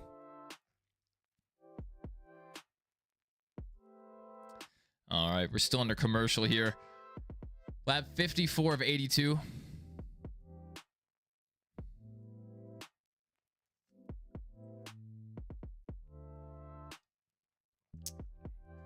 I'm almost out of Monster. It's a sad part of the day. My day just gets worse. From the second I run out of Monster, it's just downhill from here.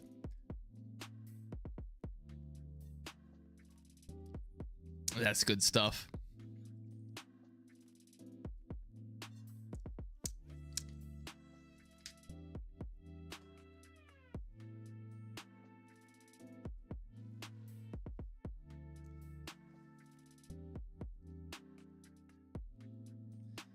All right, as we're stacked up currently, they're scoring Parker Retzlaff in first. It's kind of funny they're scoring him in first because he's the one that was involved in the caution. Jesse Love second. Shane Van Gisbergen in third. And Michael McDowell. Watch out for Michael McDowell. He's not really a crazy guy. Unless he's at Daytona, and then he just loses his mind. But I don't think he's going to pull a crazy move, but if he thinks he can do it, maybe look for Michael to squeeze in there. He's a good road course racer, but I don't know if the 11 car has the speed.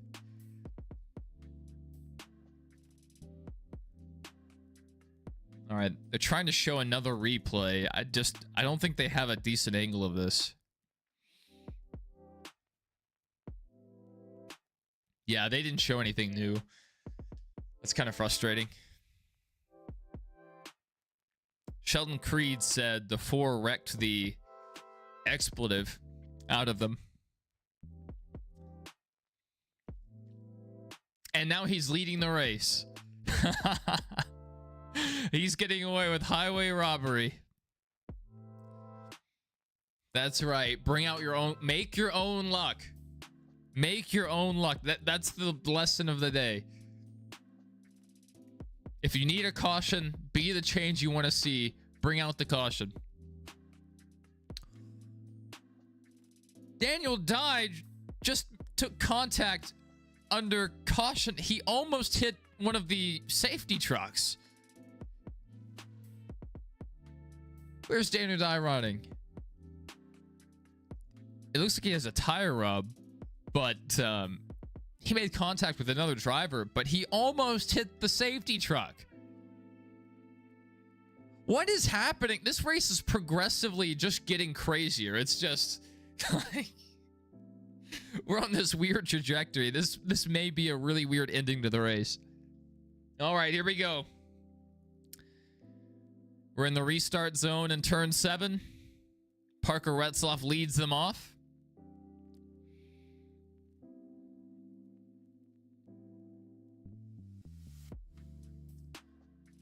SVG making a dive to the inside. Jesse Love just overshot the corner. SVG is going to get the lead here. What an idiot.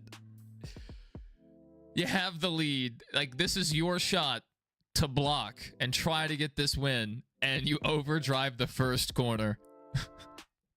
I would probably do the same thing, to be honest. So SVG to the lead. Jesse Love second. Austin Hill to third.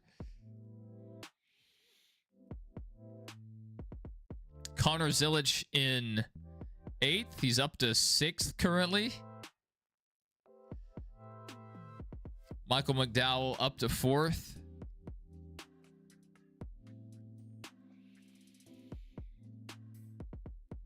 All right, Jesse Love stayed close to the bumper.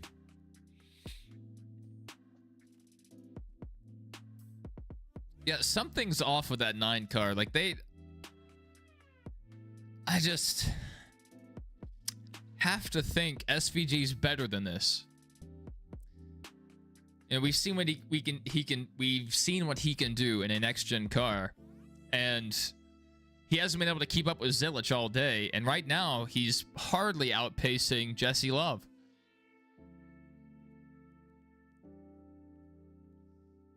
He's about 2 car lengths back.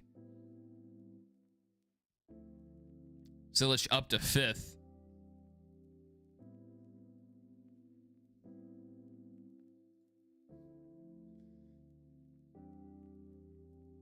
Now Zilich up to 4th. Our leaderboard's a little behind here.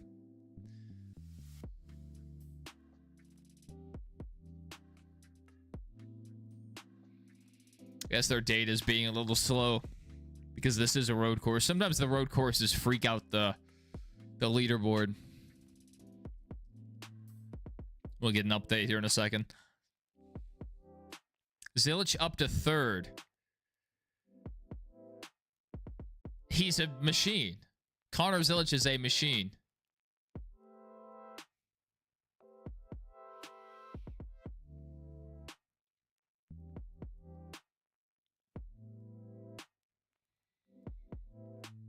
All right, let's see how long Austin Hill can hold up Connor Zilich.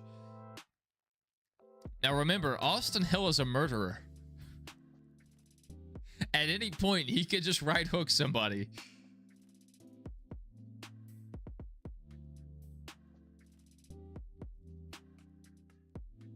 Oh no.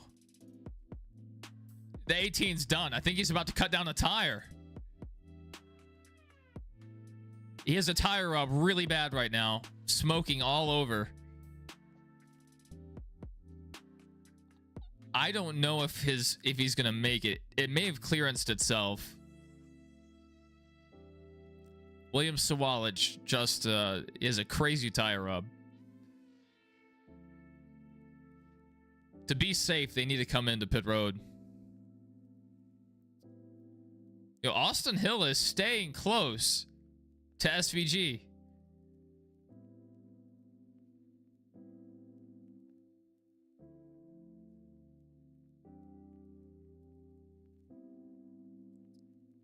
And Connor Zilich is looking to take second place. He just can't get there.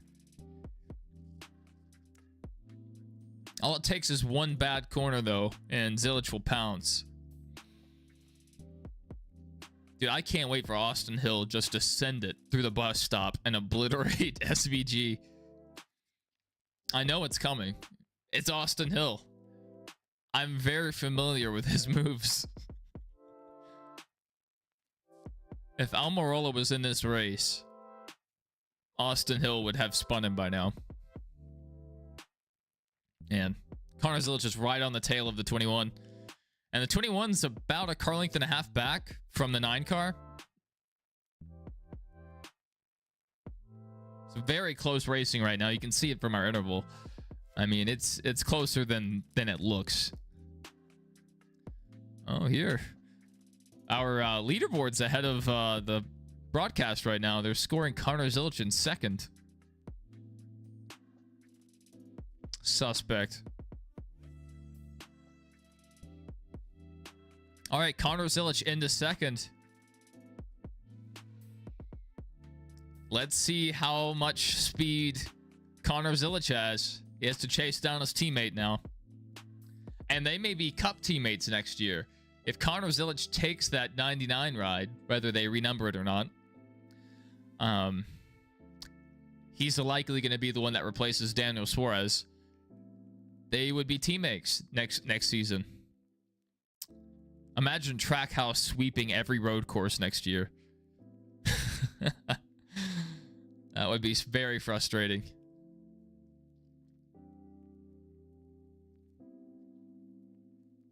Now they're recapping the Sonoma race.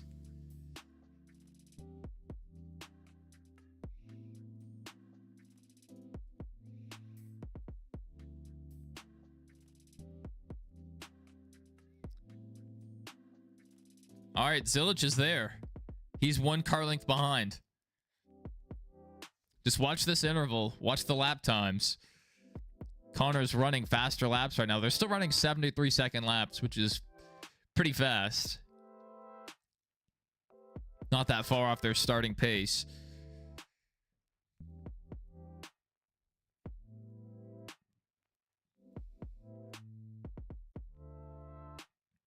Now, Connor's tires are like a lap newer, like 1 lap newer. That's not enough to really make a difference here, but that's what strategy they're on. Connor's there. 22 to go. I don't know if SVG can hold off the 9. He's there. He's looking inside.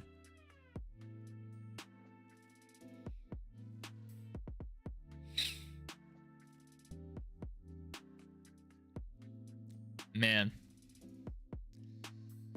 How aggressive do you go here? a lot of times running behind the leader, you can use up your stuff more than if you were leading. So does Connor need to push it here, get the lead, and then cool his stuff? Or does he just ride around for a while? I think you have to go for the lead because you never know when another caution is going to come out. And you want to be the controlling car on the restart. And with how much pace Zilich has had today, I mean, he can make this move when he wants. He could force it.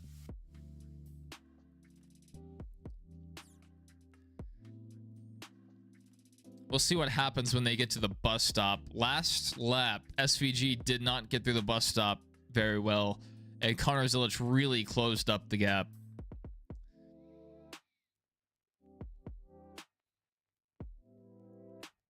Yeah, I mean, Connor's able to drive right up to his bumper on the exit of the bus stop. That's exact. They're mentioning it on the broadcast right now. They also noticed it. All right, Zilich is looking inside to turn 6. Not able to get to the rear quarter panel. About half a car length back into turn 7. I mean, not even half a car length. Right on his rear. Just keep your eye on that interval. He's still running faster lap times. Austin Hill's not too far off that pace.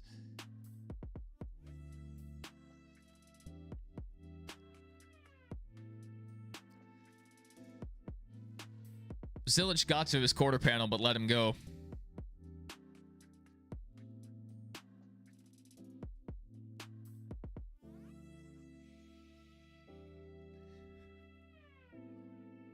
SVG has to drive the wheels off this thing now, because if Connor gets out in front, the race may be over.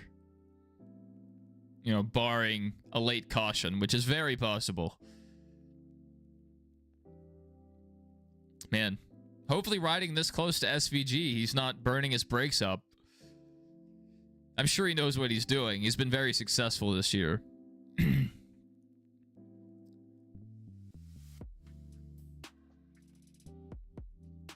Yeah, the interval's the exact same. Oh! Connor Zilich to the inside in turn 7. Not able to hold it. SVG is laying it out here on the line. Would it be better to call the Go Bowling at the Glen, the Go Bowling 220 at the Glen?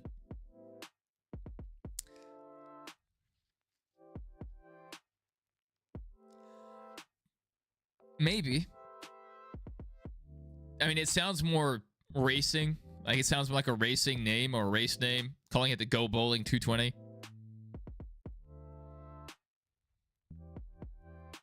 Even though the 220 is a weird number.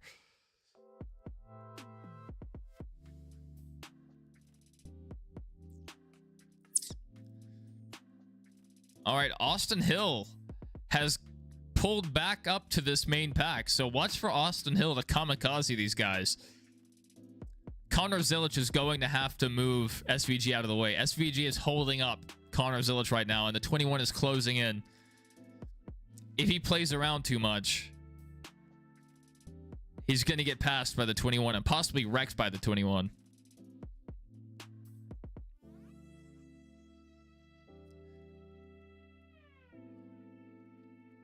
Come on, you got to make a move here. Yeah, they've shortened the race though. This is, I believe, one of the shortest Cup races they've done there in a few years. The Xfinity race, I believe, is longer than the Cup race.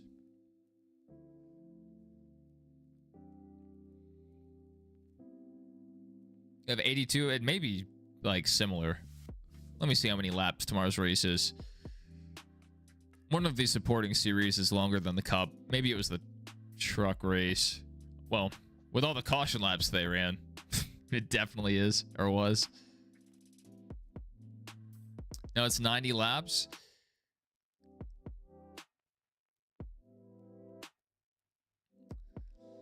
That's what our race today in NASCAR Heat was, but I heard that it was shorter.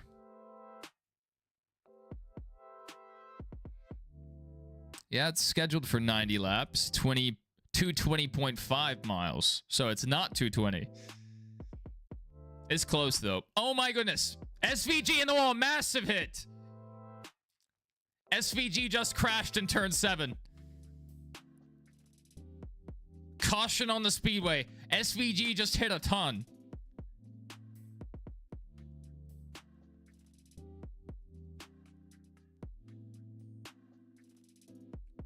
And Connor's car might be damaged.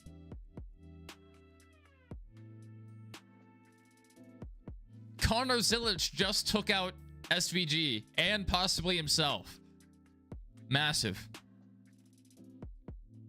Massive.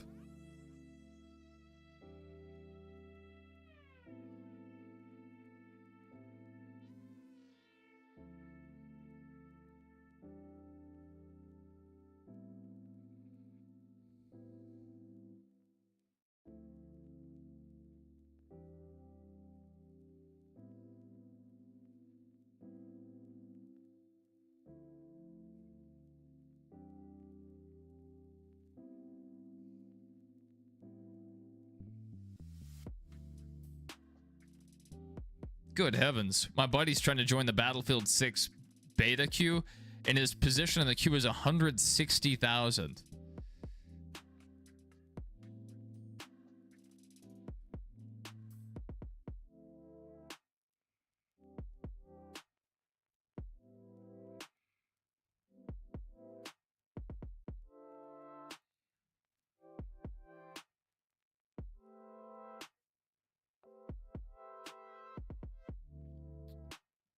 Yeah, my buddy is stupid.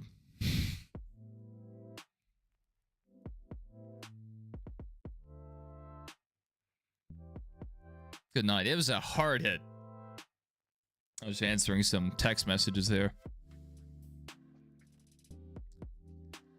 It wasn't an egregious wreck. It looked more like a racing incident, just a very high speed one.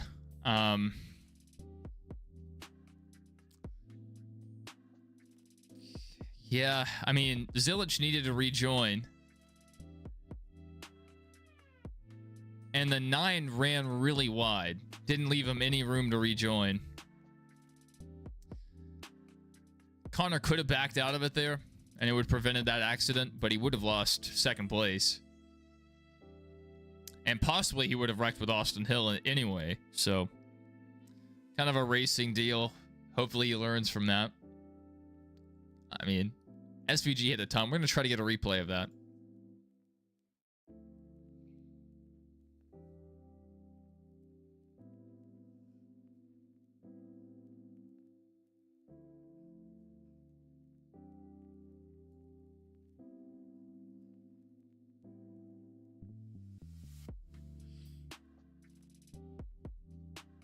The last tweet from Xfinity was 9 minutes ago. Get your popcorn and get to the CW Sports. It's time for another Xfinity Series round of Connor Zilich versus Shane Van Gisbergen. Well, little did they know that it would end very soon after. So we don't have a replay up yet, but I'm sure they're going to post one shortly.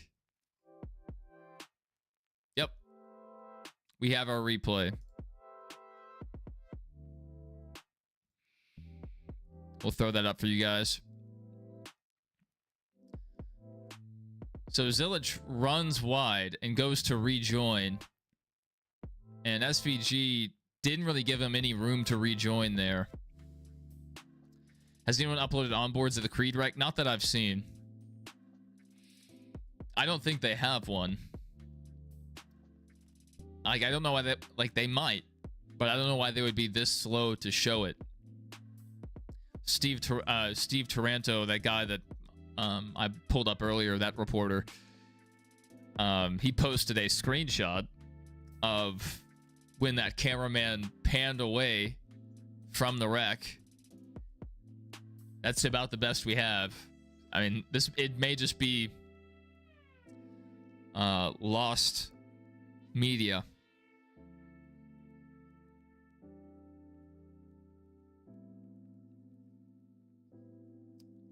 Hopefully there was a fan somewhere nearby or a security camera or something that got video of that crash, because it looks very hard. I mean, SVG's wreck here was super hard. Right now, we're sitting lap 66 of 82. Connor Zilich is still scored as the leader, but he had left front damage from getting into SVG, and he might have a tire rub. So we'll see if he stays out on track. Even if he pits, there's still a chance he could run through the field and still get the win, especially with how many cautions may come out. He could definitely get some good restarts, gain a lot of positions. Who knows? It may end like the Truck Series did. 3 overtime finish.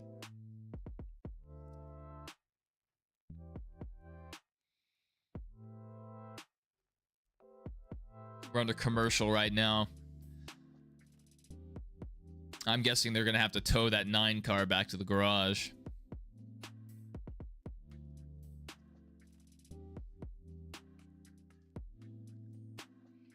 Let's go ahead and look at our leaderboard.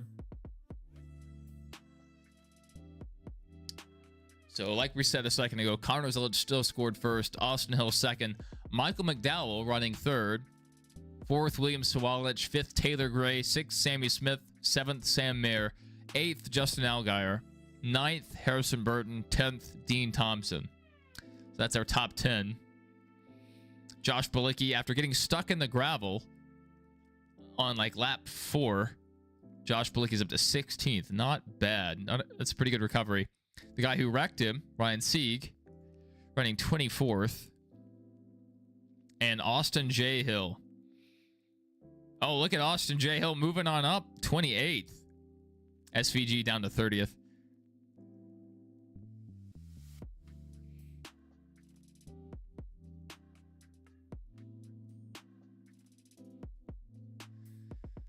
Whew. That was a hard hit.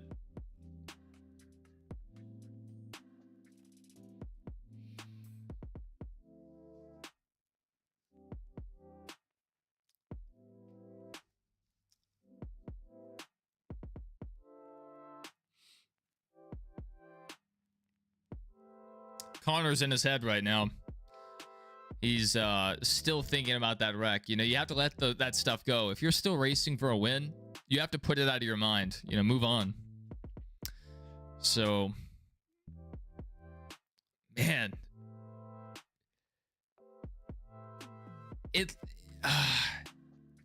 his left front is bent in pretty good.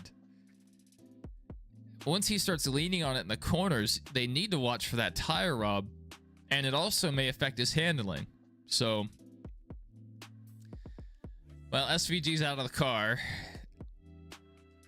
I don't know if, I doubt he's been to the infield care center yet. They have him in a golf cart.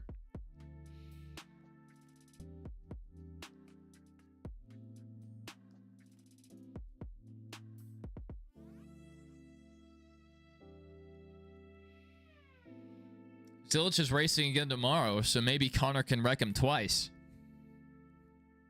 That would be a good way to start off being teammates for next season.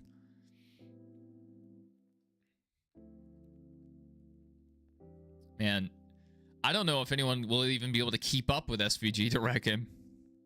But I think Ryan Blaney is sitting on pole, so at least the Penske guys brought some fast cars.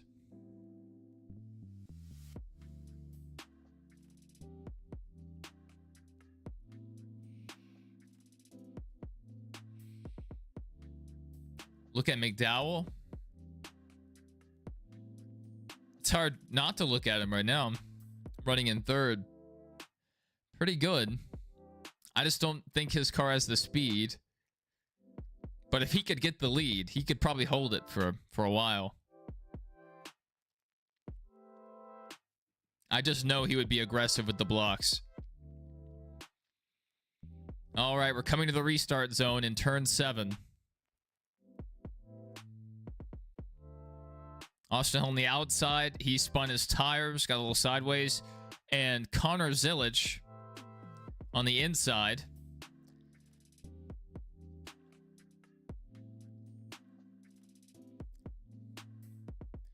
Connor, oh my, Austin Hill is a terrorist. Austin Hill is a terrorist. The 21 just shoved Connor Zilich out of the way. And we have a caution on the speedway.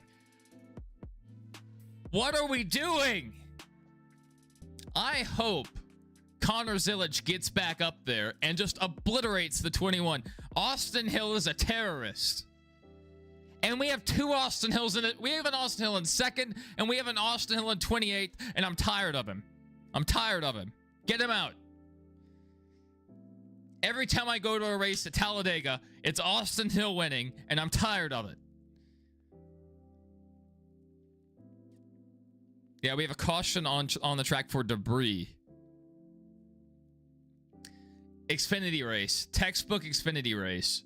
You have one caution, then you have more cautions. Cautions breeding cautions. So it looked like Connor Zilich didn't get into the corner as fast as he could. He kind of backed it down to try to get a good exit. And Austin Hill just worked his way behind the 88 and pushed him out of the way. Hey, if Austin J. Hill wins a race, I might. I don't know what I'll do. Let's not get into that. I've had it with these Austin Hills on this plane.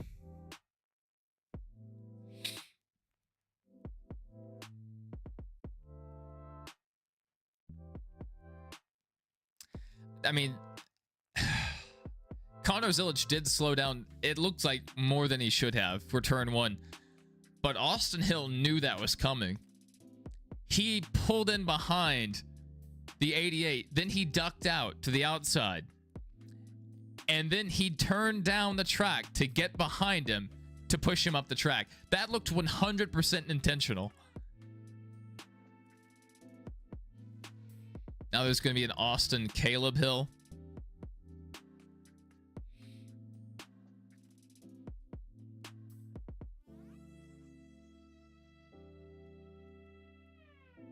I'm looking at you, Doodlebug.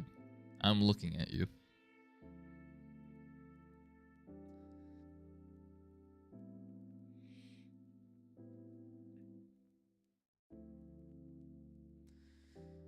Now, the Austin Hill, the terrorist, his middle name is Edward. All right, we have an interview from Shane Van Gisbergen. Let's see if we have another replay of his crash. That was violent. We have a replay of the contact between the 21 and the 88. Throw that up on screen. Just gets under him, shoves him up the track. I mean, he didn't really do anything wrong there.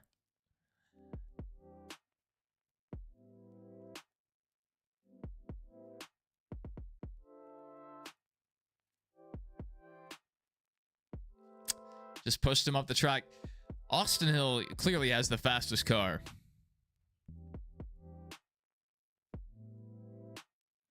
Or had. So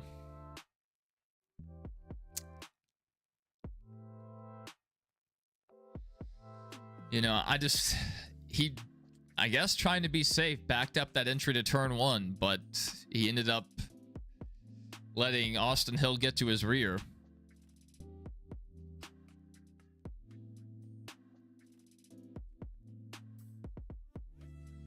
Let's see if we can find another replay of that SVG wreck. No, they haven't uploaded any more shots of that. I thought after they uploaded the after they showed the second camera angle on the broadcast, they might upload it, but we don't have one currently.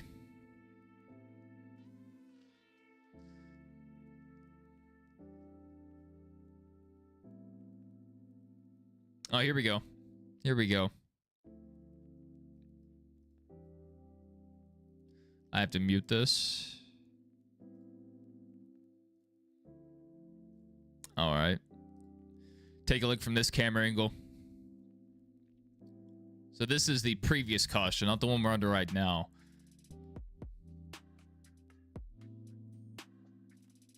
Massive wreck.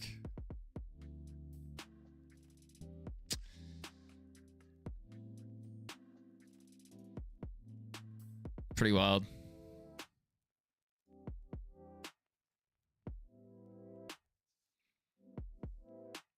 Yeah, McDowell's running the most, I don't know, normal race. I think Michael McDowell may be the only one that hasn't lost his mind. Connor Zilich back to 5th.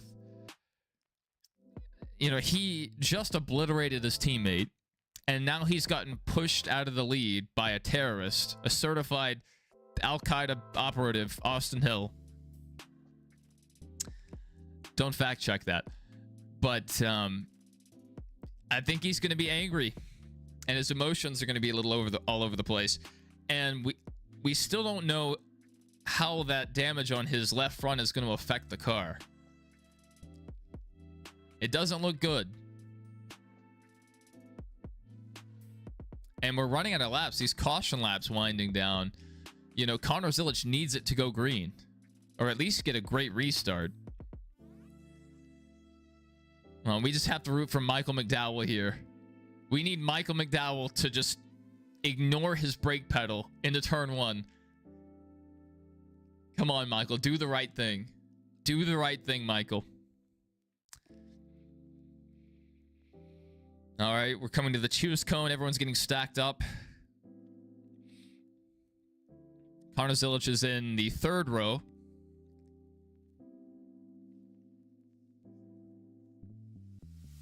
All right, let's see if Michael McDowell has anything for Austin Hill.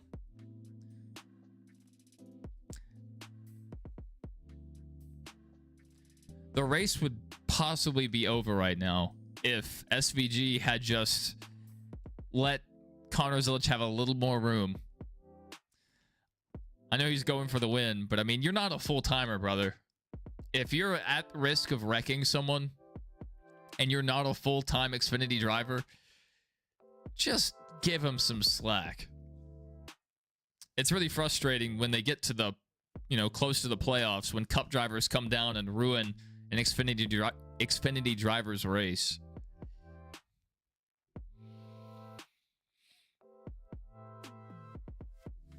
All right, Austin Hill on the inside easily held the lead.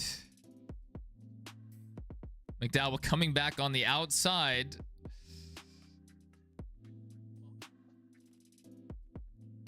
They're side by side into turn 1.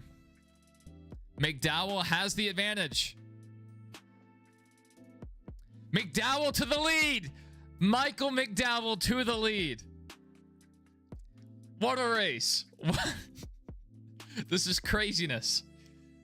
Absolutely crazy. Connor Zilich up to 4th place. Come on, let's refresh this leaderboard here. It'll update when it updates. All right, Austin Hill still right on the bumper of McDowell. Austin Hill just pushed McDowell up the track. He's trying to retake the lead right here. They're side by side. McDowell does not have the speed, it doesn't look like, but he is fighting. They're touching. Oh my goodness. They're all over each other. This is working perfectly for Connor Zilich. They're still side by side.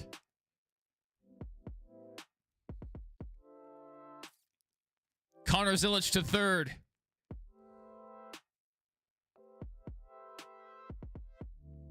Oh my goodness. Connor Zilich going back for the lead. He's side by side with McDowell.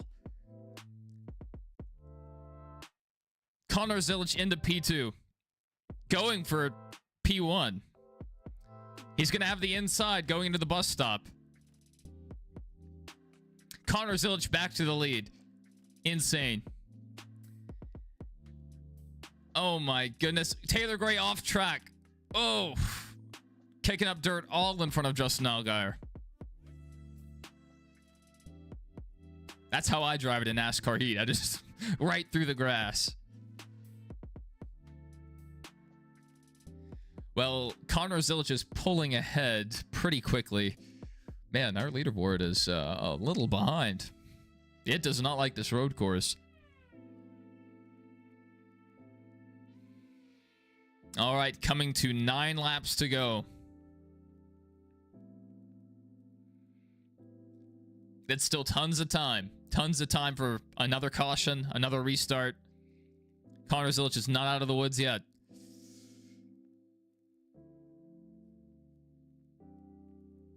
Connor locked up the brakes into turn 1. A little tire smoke, but he didn't lose any time.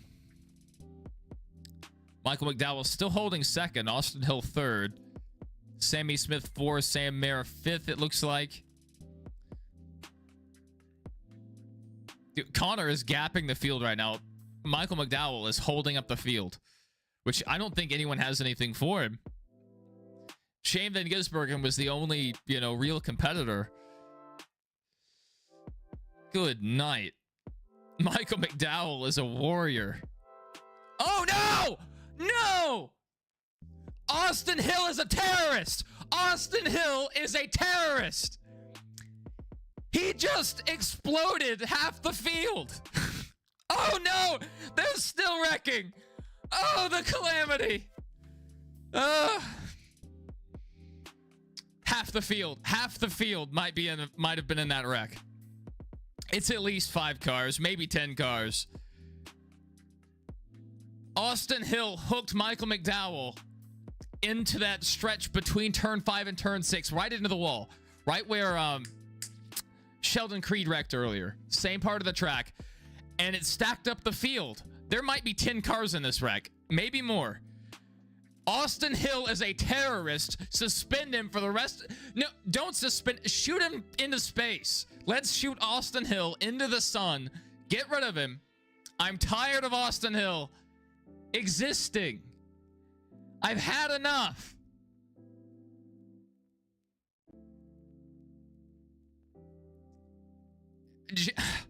Jamie McMurray is acting like an idiot right now. He's saying, I don't know who said that on the radio that he hooked him. Obviously, it's Michael McDowell saying he got hooked. Jamie, you're better than this. I don't know if I... Yeah, suspend him for the rest of the regular season. Take away his playoff points. Like, maybe still let him start the playoffs, but... I mean, goodness. They may say, like, maybe it wasn't intentional, but... I mean... Left rear put him right into a the left wall. I mean, and such a hard hit. That was a bad angle. Such a bad angle. Replace him with Dillon and Bush? Yeah, anti-Dillon.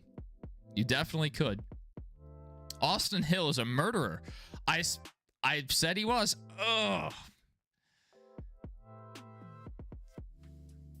I don't think he's gonna get any punishment for that, because NASCAR is gonna see, or NASCAR's probably gonna say, yeah, that's probably a racing deal. It didn't look intentional, but what are the chances? I mean, pretty high, obviously, that the guy who right hooked someone 2 races ago just left hooked somebody into the wall. Oh my goodness. Michael McDowell hit a ton, rear end out of the car. 54 in it, 18 in it. There's no telling how many cars were involved in this. Stacking up. One car up in the air behind. The 91. Josh Balicki up in the air. Good night. Yeah, rear end all the way off the ground.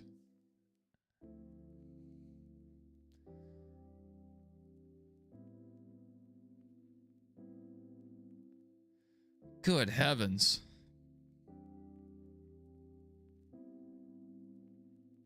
Xfinity races, am I right?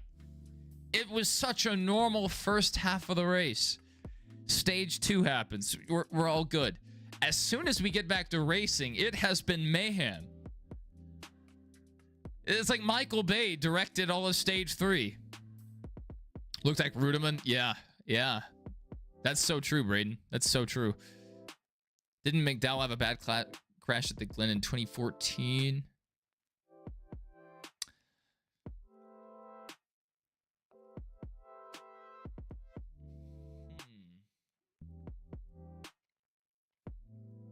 I don't remember off the top of my head, but that sounds correct.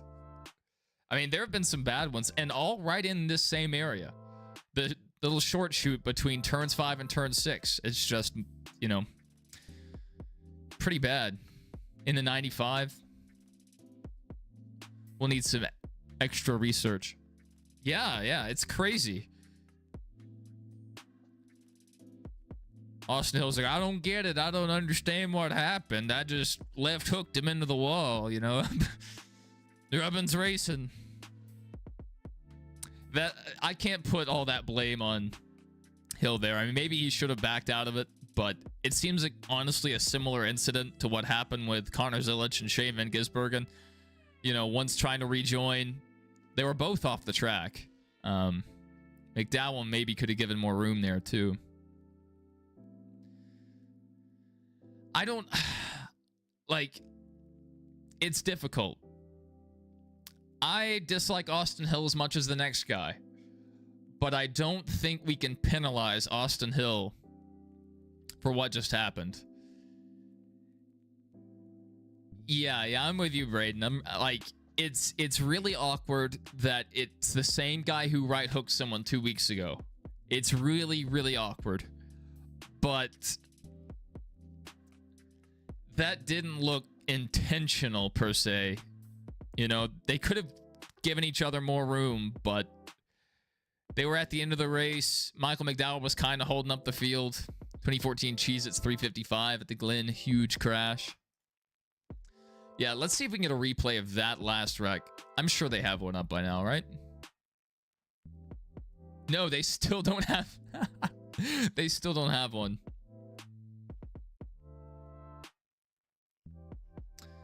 As soon as they get a replay up, we're going to show it. Let's see if the official NASCAR account has posted anything. No.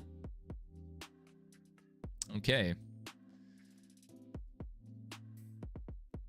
Let's see if the CW is posted. Yep. We have a video. Instead of a GIF, we have a video. All right, guys, feast your eyes. Let's go ahead and run this back. I mean, just nailed him. So if you guys haven't been able to see the replay, here it is.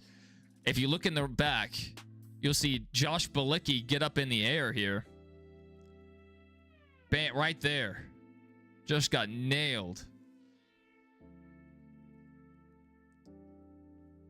What a crash.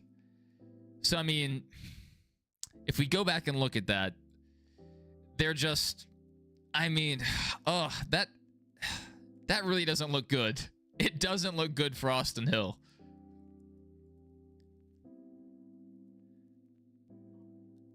Oh, man. Yeah, I mean, looking at it, I know it's a racing incident, but that doesn't look good for Austin Hill.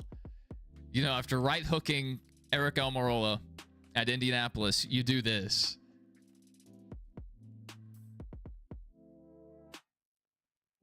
That's just not a good look. I mean, and a massive pileup happens behind. Just look for this 91 here to come into the frame. Up in the air. Craziness. They're still stacking up through their field. Absolutely insane. Absolutely insane.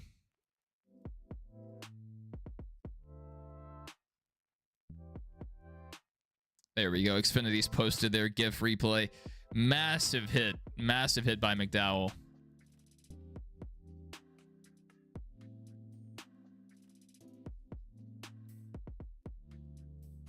I don't follow Daytona. I'll follow Daytona.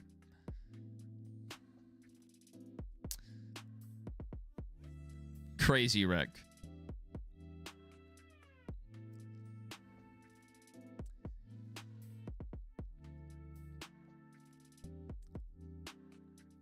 Braden said 2 people almost flipped. Michael Turner said Austin Hill needs to be out of the playoffs, and this forces NASCAR to go back to a full season points format. And Bluegrass Boy 2448 said Austin Hill is a one-trick pony man-child. I couldn't say it any better myself. That's a fine string of words there. Michael Turner, yeah. Doodlebug was bringing that up. He He said it was in like the Cheez-Its 355 at the Glen, something like that. So we may look at that here in a second, but what a wreck. They were running so clean. They had gotten through the restart. Zilich somehow, you know, fought his way back to the lead, and then mayhem. I have a bad feeling about the end of this race. You know, guys are trying to make the playoffs. You know, this race is run long. It's red flagged right now. Who knows what's about to happen?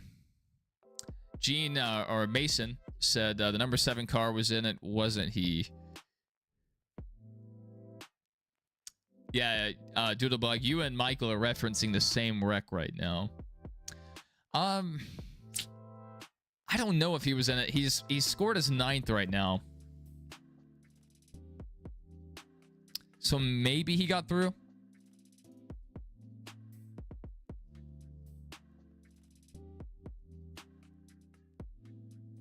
I don't know. I'm not seeing him in this replay. I'm not seeing Allgaier come through, so maybe he got involved in the stack up. We're red flagged right now, so this is all we got. Let's go ahead and what's gonna happen? Oh, dude, Daytona's gonna be insane. I can't wait. As much as I wish Daytona would go back to being the July 4th race, Daytona as the race before the playoffs is insanity. It's always insane. Yeah, John Savan, this one was crazy. Just out of nowhere. This wreck and the Shane Van Gisbergen wreck have just come out of nowhere. We're under red flag, so we can go back through the race and see kind of the progression of the race. So, green flag. This is our first caution. Ryan C getting into Josh Bilicki. The 91 car ended up getting stuck in the gravel, and that brought out our first caution. My nose is itching right now. This is our second incident. It did not bring out a caution. Anthony Alfredo was barely able to keep it out of the gravel. Both cars were able to continue. Stage 1 ended. Justin Allgaier got the Stage 1 win. Connor Zilich gets the Stage 2 win. Very normal first half of the race. Very normal. And then we had this wreck. Sheldon Creed with a massive crash. It sounds like he got hooked by Parker Retzloff. Maybe very similar to the wreck we just saw. But, and he comes out on track too. Right in front of the field. And somehow doesn't get hit head on. Insane wreck. They're showing a different angle right now. Like, that does not look good. Like, but Austin, here's the thing. Austin had to make it back out on the track or he was going to get into the fence himself. It's just, he should have got out of the gas, but it you know, it just got away from him. I don't really blame him from that, but looking at the replay as many times as we have, it doesn't look good. So SVG and Connor Zilich dicing it up. Nothing crazy there. And then this happens. Very, you know, I say very similar to what we just saw, but I mean, look at it. Connor Zilich goes wide, tries to rejoin, and ends up getting into the back of SVG. SVG gets into the wall pretty hard here. Out of the race. Awkward that they're teammates and probably will be Cup teammates next year. Then we have Austin Hill, the terrorist, moving Connor Zilich out of the lead. That was our last restart. And then Connor Zilich back to the lead with 9 laps to go. And then we have what just happened. Austin Hill murdering Michael McDowell. Michael McDowell is not with us any longer. I don't know. I hope he's okay. That's a really hard hit. That's a very bad place to get into a wreck. And, you know, he still has a Cup race to run tomorrow. So hopefully we hear from Michael McDowell if he's still with us on this mortal coil. Huge hit. We're still under red flag, so we'll just leave this going. Ever gone to the 500? I haven't been to the 500, but I've been to Daytona a few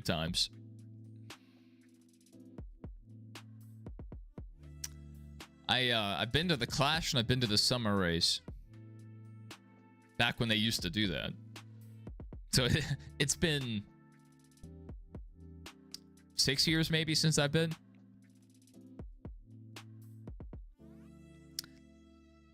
Let's see what you guys have been saying.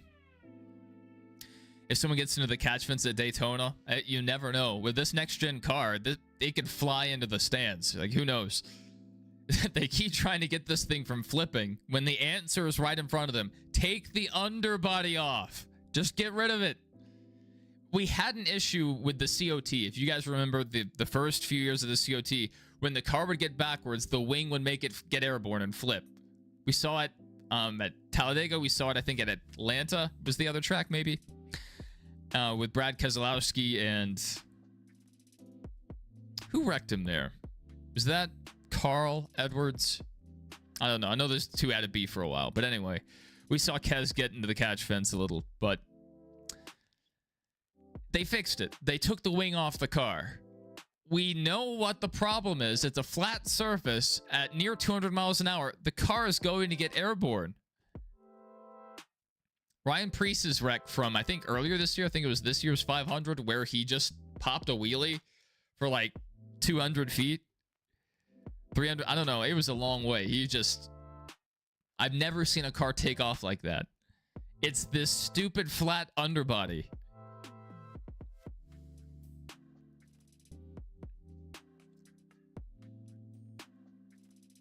Oh, dude, the next gen car is, it's so solid and it's so heavy. It would honestly be terrifying. You know, I don't want to see any cars getting into the catch fence. It's just shreds the car and it's dangerous, but it is pretty cool.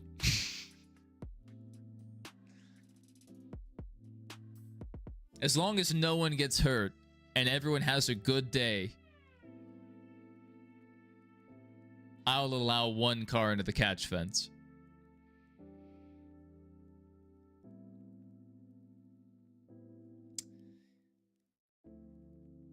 Just a massive crash. I don't even know if they've listed everyone that's involved yet. The underbody of the next-gen car at Daytona is like putting a piece of plywood in a tornado. Not a good idea.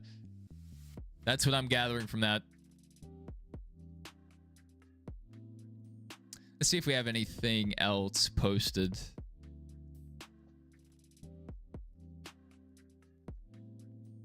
Let's click on Austin Hill and see what people are saying.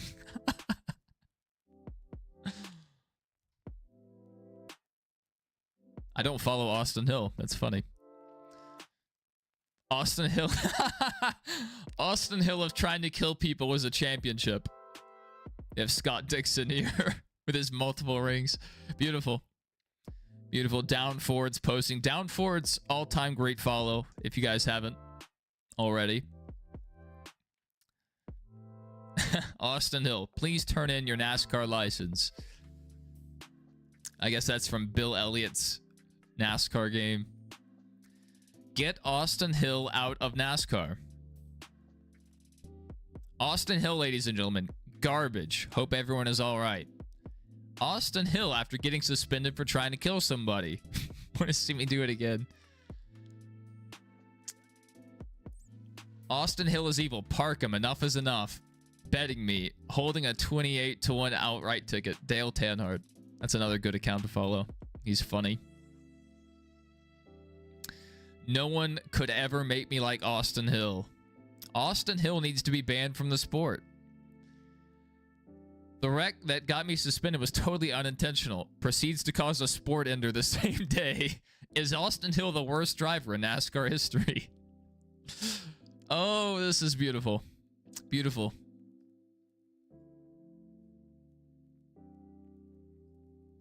This is crazy stuff. Let's see what you guys are saying. You got 18 subscribers in one day today? That's awesome, dude. That's really good. 18 in one day is really good. Poor McDowell and Balicki. I mean, everybody that was involved. You know, that would be one of the worst things as a driver, to cause a big wreck and know you just caused $1 million in damage or more. remove underbody from next gen. They definitely should, at least at the bigger tracks, super speedway. Honestly, like, the Gen 6 car was so much better towards the end of its life cycle at the super speedways. Those runs they could generate were insane and just a beauty to watch. These next gen cars, they're just stacked in there, just nose to tail, and you know, you really can't make a move. Miss Railfan said Earnhardt did the same just to rattle their cage. The difference, though, the difference with the rattling the cage, that's at Bristol, and it was a left rear. You know, Terry did get into the wall really hard, but he still won that race. Now the second time it happened, yeah, Dale got it though. And I didn't mean to spin him. I just meant to rattle his cage. He got booed for that though. You know, people weren't cheering him at that race. You know, nowadays people would cheer him for it, but I mean, when he was in victory lane, Earnhardt was being booed for that. But racing etiquette used to be completely different. When you have a car that's easier to move around, all you have to do is just tap them, just a little tap. Look how Gordon did the bump and run on Rusty Wallace. There's a clean way to do it when the car allows it. But then there's just dirty driving, and Austin Hill's a pretty dirty driver. I don't think that was intentional, but the replays look horrible.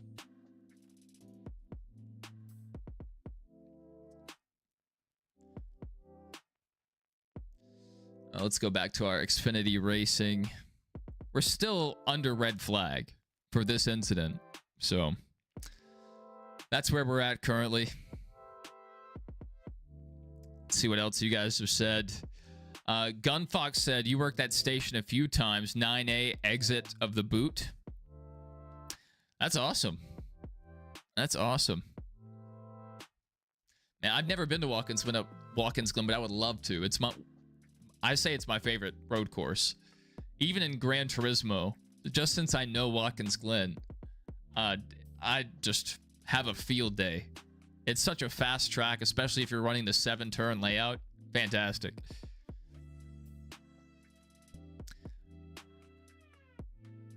Well, they just interviewed McDowell. They're showing the Michael McDowell crash from 2014.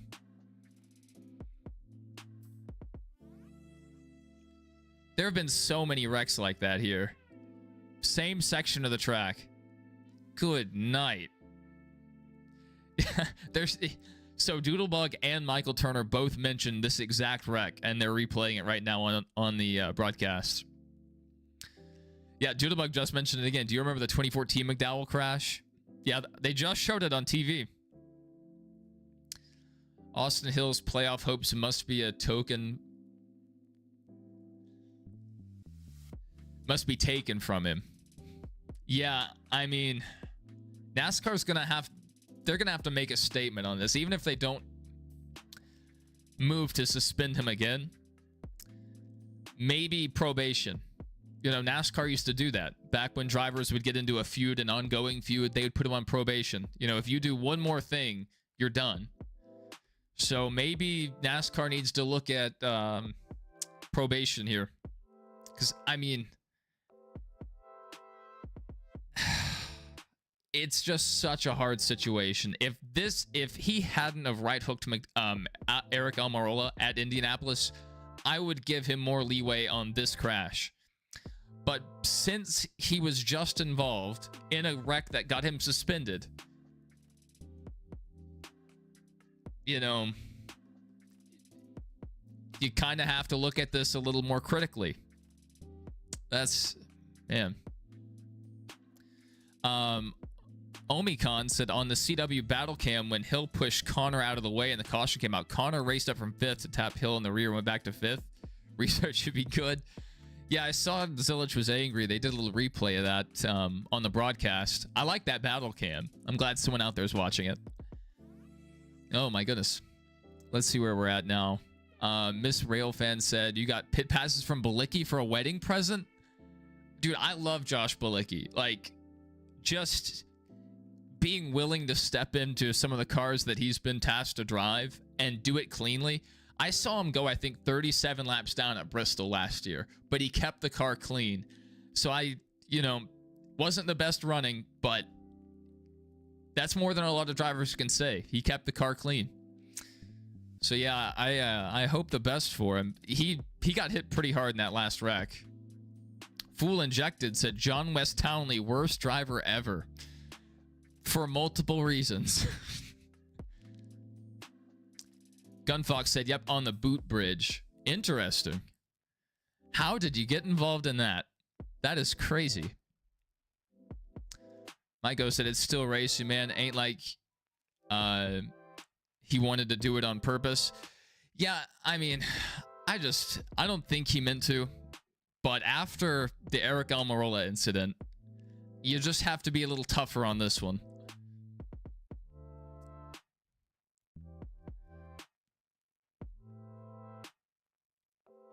I don't know. I like these Xfinity cars. I think the Xfinity cars are better than the Cup cars.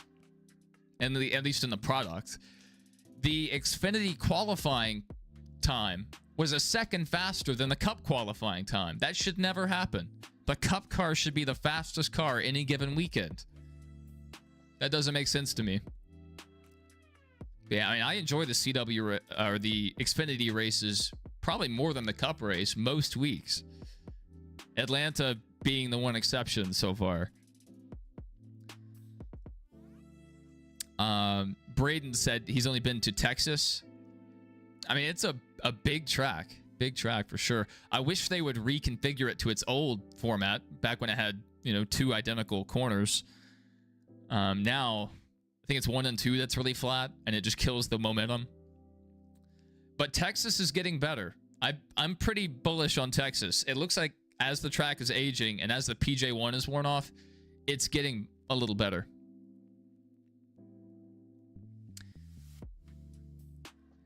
Miss Railfan said, this track is in your backyard of your hometown. Awesome. Awesome. I mean, from what I've heard, it's a beautiful place. It's a good tourism area. I would love to go to a race at Watkins Glen. Honestly, if not a NASCAR race, I would love to go to one of the IMSA endurance races at Watkins Glen. That would be awesome.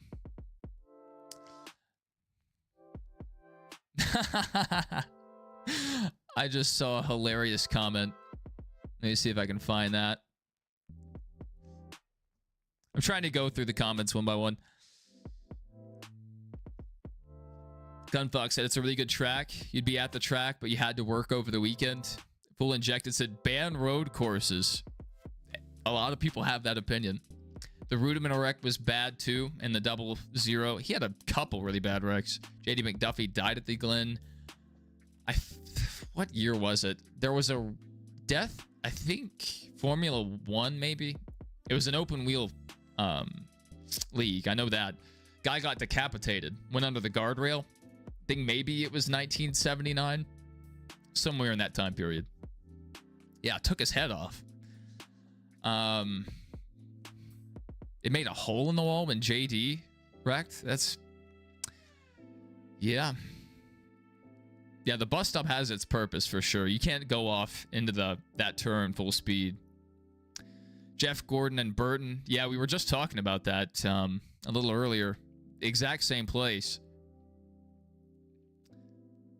Mike said maybe we need to go back and have kids game.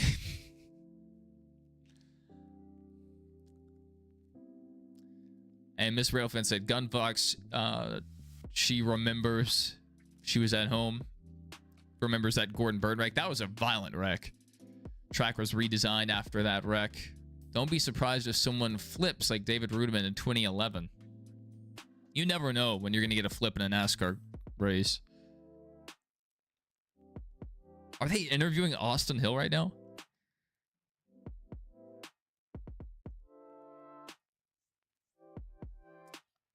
That's just super unfortunate that it had to be Austin Hill involved in that.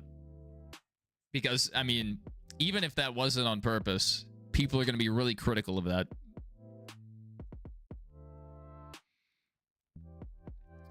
JD McDuffie passed away at Watkins Glen in 1991. That's where the inner loop was added in 92. Gunfox said, last weekend you were up at the track for a car club. I had the opportunity to go to a car show today, but I went and built a wheelchair ramp instead. But it looked like it was going to be a really cool event. If it's still open when, when the race ends, maybe I'll go check it out. You never won a race? Ugh, my nose is itching like crazy. Yeah, I saw that fool. ARCA is out qualifying Cup. That is just ridiculous to me. The trucks are worst mostly because they're unwatchable. Oh my goodness, Braden. You're right. These pay-to-win or not pay-to-win, pay-to-ride drivers plus the Fox broadcast, it's near unwatchable. I mean, I still tune in when I can. I watched the replay of yesterday's race. I was out away from home when they were running the truck race, so I didn't see it live. But it was a crazy race. Similar to this one, you know, kind of quiet and then just cut, you know, tons of cautions later on. Gunfox says, you see the rocks on the outside of the catch fence? That's the tunnel for the... Okay, okay.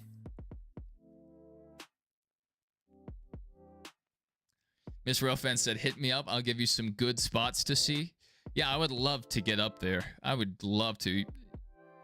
Michael said you're between 3 to 4 hours from Watkins Glen. Not bad. That's driving distance, in my opinion. I drive to Bristol, and it's like 7 hours away. I love it. Bristol's got to be one of my favorite tracks to go to. The last year's night race was terrible, though. I have to admit that.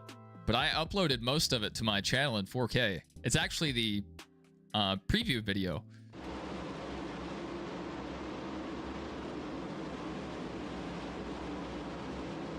Like this video here is from the Bristol Fall race. I took this video from my GoPro.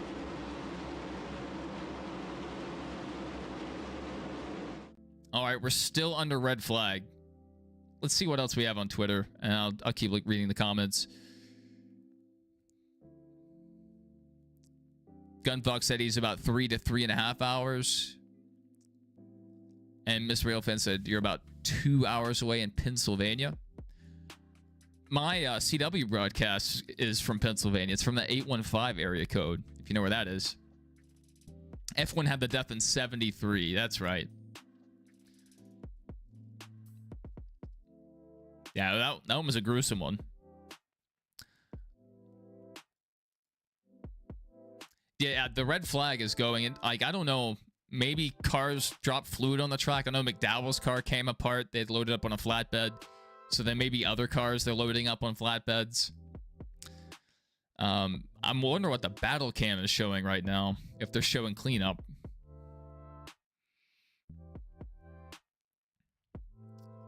You're in the center of the state. That's good. You can get to everything equally fast.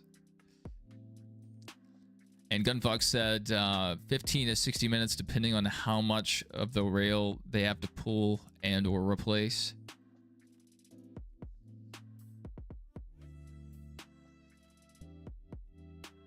Yeah, yeah. Oh, that's a great point. That's a great point, Gunfox. They may be repairing the damage right now to the wall. Because those barriers do take damage.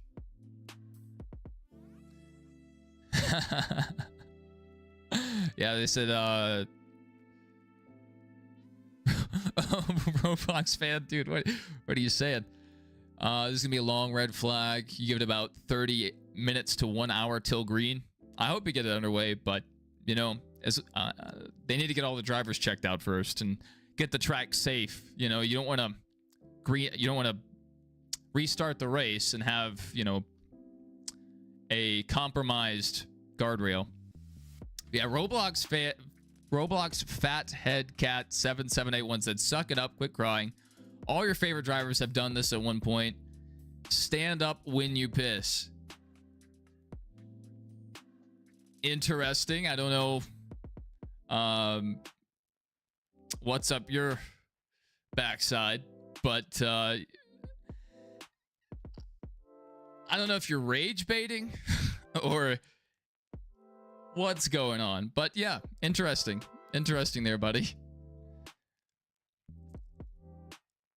I'm not completely blaming Austin Hill for that wreck. You know, I'm just, it looks really bad on him. Really bad after the Indianapolis wreck. And, you know, we know Austin Hill does not care to intentionally wreck people. He wrecked his own teammate, and his teammate ended up missing the round of 4. What was that, 2 years ago? Wrecked his teammate, Sheldon Creed.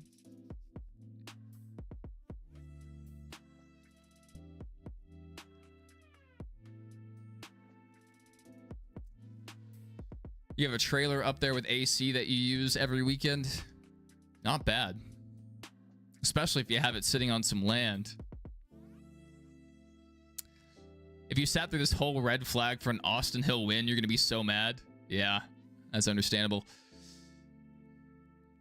You wish NASCAR would run the boot. It would make it more interesting and compete with the larger road courses.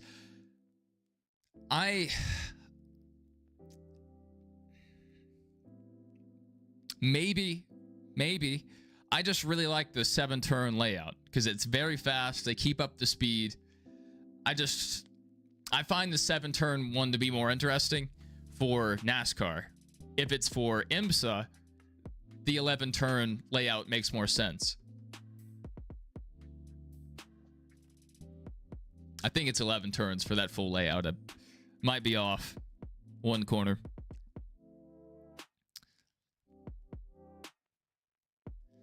You can actually see the corner station on the hill a bit. I was racing through there on NASCAR Heat earlier, and I could see some of the little stations in the different turns for the marshals. Battle cam's just showing the whole track from helicopter. 815 is Northern Illinois. Maybe it wasn't 815. Let me see what I Googled. 814. It was 814. Yeah, 814 area code. That's the one my CW broadcast was showing me. IMSA uses the whole track. Yeah, that's fantastic. It's at the track. It actually stays there. Really? Some of those trailers have been the track since likely the 1960s or 70s. That's insane.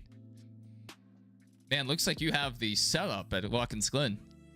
Braden says he can't wait for Daytona. Yeah. Your next 814. Yeah. I don't have my cable package routed through my television. It just comes to the TV in the living room.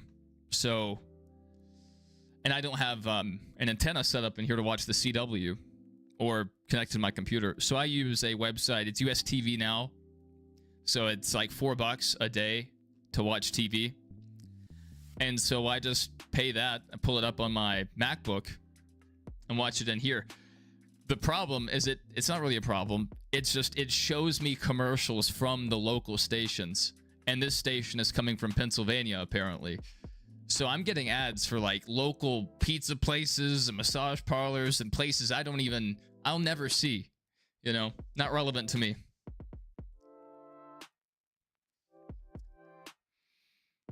What would be great if the 21 side bangs the 88 and takes the win? Just Roblox Badhead Cat, just for the explosion that would take place in media, social media. That wouldn't be the worst outcome. That would be probably the most entertaining outcome. Michael Turner said your local CW station is CW38.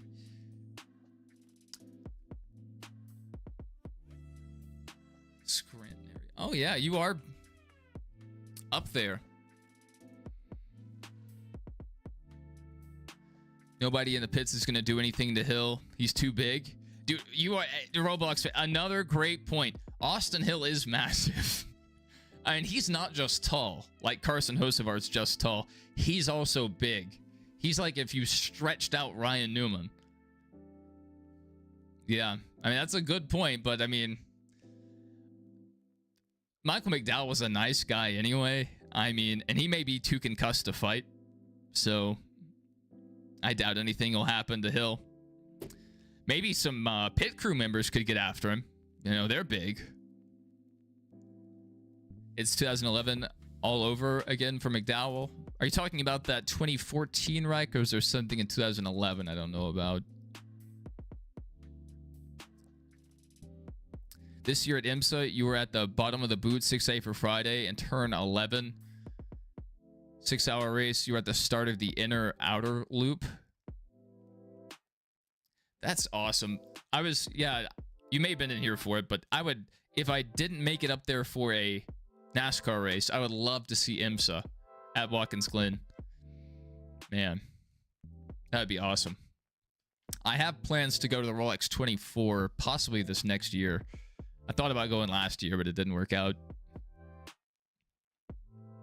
Yeah, I love endurance racing. Roblox Fathead Cat said, he's not a Hill fan, you just want action. I understand. You know, especially if you don't have a driver in the fight, sometimes you just root for the most entertaining, you know, outcome. SVG and Hill are tall. Yeah, SVG is big, but SVG doesn't have beef with Austin Hill.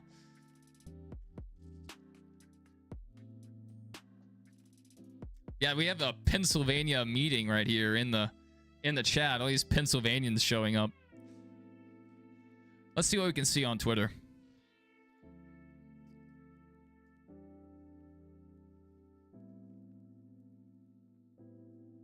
What has NASCAR Xfinity Series posted? All drivers involved in the incident on lap 75 have been evaluated and released from the infield care center. Miss Railfan, you met Hill and SVG today? Just today? Miss Railfan, by the butterfly effect, you might be responsible for this wreck. If you hadn't have met Hill and SVG, maybe this wouldn't have happened. I think we need to suspend Miss Railfan for next week's race at Richmond or wherever it is. Out of the playoffs, Miss Railfan. Out of the playoffs. All right, let's see what everyone's saying. Is Austin Hill still trending? Yes. Feed me more. Let's zoom out a little bit. Your driving is absolute garbage. Austin Hill willing to do anything to get his sponsors on TV. United Rentals. Good marketing, good marketing. You were at your campsite when it happened? That's awesome. That's awesome.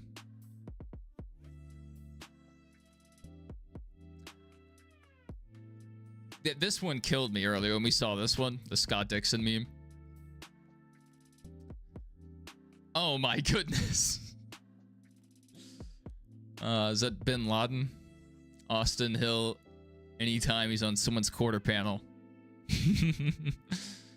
Next Xfinity race is at Daytona. Now, where does the Cup Series go? Because earlier we were thinking it was Richmond.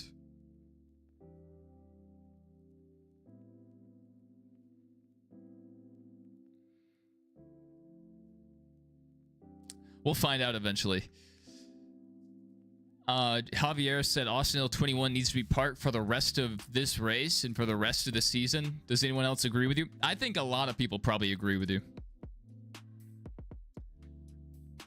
I mean, look, Austin Hill needs to be banned from the sport. That's Adley Season's opinion. So yeah, a lot of negative opinions about Austin Hill. And I hate it because I don't think he was trying to hook him there. What's most likely is he was probably okay with hooking McDowell. Like, if it happens, it happens, you know. Didn't back out of it. Gary Owen, I see a lot of this guy's tweets. I'm following him apparently. If I had the money, I'd pay for an Xfinity one-off race just to wreck Austin Hill and leave without elaborating. Reasonable. Reasonable. Miss Railfan said Wawa sponsors the next Xfinity race. Dude, people love Wawa. They aren't native to my area, but I've traveled around where they have them. They're all right. They're all right. They're up there for me with Sheetz and Quick Trip. Good gas stations. Then there's Buc-ee's, so that's its own thing. That's like Disney World of gas stations. Gunfox said you met Earnhardt Jr., Penske, Jeff Gordon, and Burton. You met a lot of drivers and team owners at the Glen. That's awesome, dude. That's very awesome. I had a former coworker slash friend that used to work as a paramedic at Talladega. And so they got to ride with a lot of the drivers, meet the drivers, be in the drivers meeting. So he always had some cool stories. And it's always neat. You know, NASCAR has one of the best fan access levels of major sports. You know, you can't just go up and meet random NFL players. Like, you have to go to special events to do that. With NASCAR, you know, you may see them in the grandstands with you. My dad sat next to Carson Hocevar at Talladega earlier this year and got to talk to him. I think they also talked down in the garage area. I don't know. They met up. They have pictures with each other. But, and then my dad and I met Corey LaJoy underneath the grandstands after the truck dirt race that Joey Logano won. Miss Railfan said Sheetz stinks. That's funny. Man, people have some strong opinions on gas stations. Miss Railfan said she's met a lot of the drivers and team people at the Glen and Martinsville. Martinsville, that's one I would like to get to.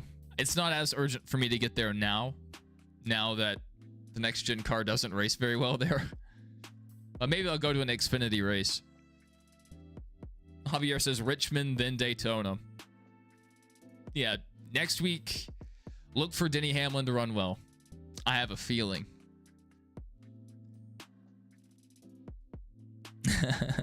Hill was racing. Yeah. I mean, I think that's probably the most accurate thing. Sir, a second Austin Hill right hook has hit the Xfinity Series. That's the crazy thing. Let's go back to our leaderboard.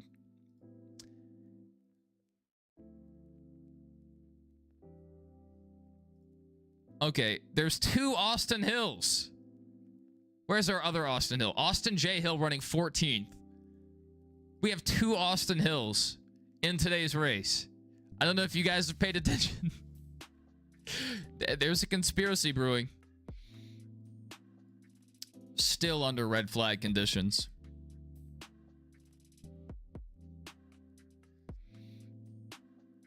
Austin Hill racing with nothing to lose at Daytona feels like a disaster waiting to happen. Yeah, a lot of very upset people. Yeah, let's look at this one. See, this is why I'm more critical about Austin Hill. That does not... I mean, you see his hands go to the left. Intentional wreck here. He claims it's not. And that just makes him look like a dirty liar. Oh, I claim...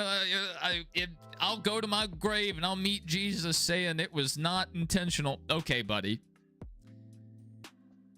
Maybe, let's say it wasn't, but it definitely looks like he gets control of the car and right hooks Almirola. Did Almirola deserve it?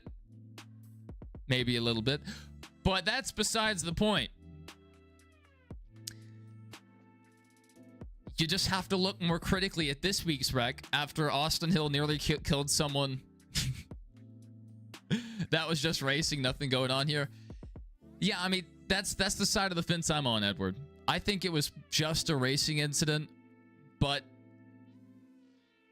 it's the guy who intentionally right hooked someone in his last start. You know, he was suspended last week for right hooking someone into the wall. And then he's involved in another big wreck. It's kind of like Carson Hocevar. You know, he wrecked so many guys this season. And then there were times he was involved in wrecks that weren't necessarily his fault, but since he was involved, it looks worse. Remember Carl turned Brad at Atlanta and Carl was parked for 1 or 2 races? Carl was trying to kill Brad Keselowski. It wasn't just that one.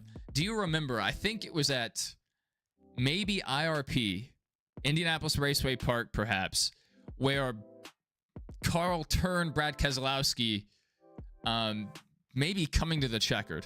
It was towards the end of the race, and Brad just gets demolished, gets T-boned on the front stretch. And his dad did the interview where he's like, Carl's trying to kill my boy, blah, blah, blah. You know that? Carl was going after Keselowski week in and week out. Any series, it was on site between those two. Michael Turner said Austin J. Hill is the 53. Yep. You are right, Mr. Riffwell. We have somebody at the track. That is crazy. Insider access here. Let's go to our reporter, Miss Railfan. All right. Justin Allgaier having to come down pit road. Well, we have cars moving. Cars back out on track.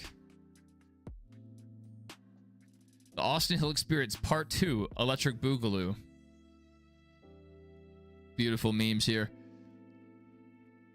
Austin Hill still suffers from Vickernism.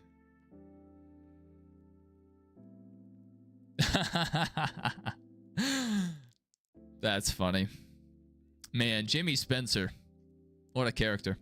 Well, let's go back to our leaderboard. How many are left to race this thing out? Well, you still have 4 really competitive cars up front. Connor Zilich, Austin Hill, Sammy Smith, Sam Mayer. 4 adequate cars. Here's the thing.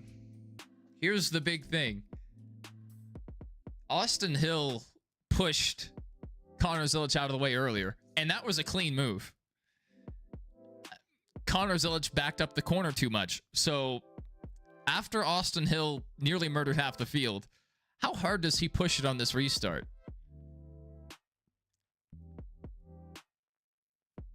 It's an Xfinity race. It's been a wild one. I honestly don't know what to expect right now. Are we going to get 3 more cautions, or are we going to run green from here? I don't know. It's a big mix of drivers right now. Take a look at our leaderboard. Last lap time, 2,900 seconds. Almost 3,000 seconds. That's not a great lap time. Good night. Let's make sure we're up to date on our leaderboard. Gunfox, you wish IndyCar would return to the Glen? I do too. I mean, I love Watkins Glen, so yeah, I want everyone to race there. Mazda MX-5 Cup, whoever wants to. Doodlebug said at this point, NASCAR will run the boot section of the track in 2026. That's not the worst argument for it, just because of what's happening right here. Because it does kind of slow the track down, but I mean, I just love this 7-turn layout. I love it.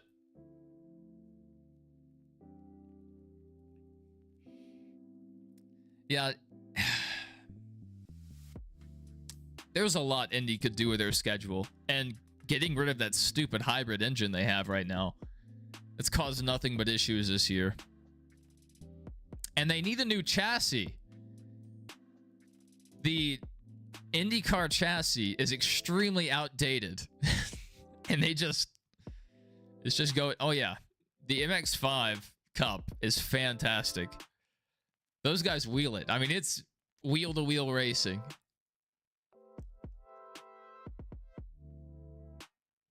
Yeah, they could go back to it.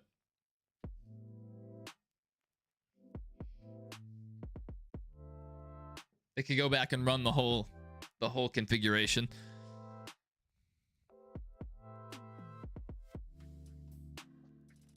The SECA spec racers get wild.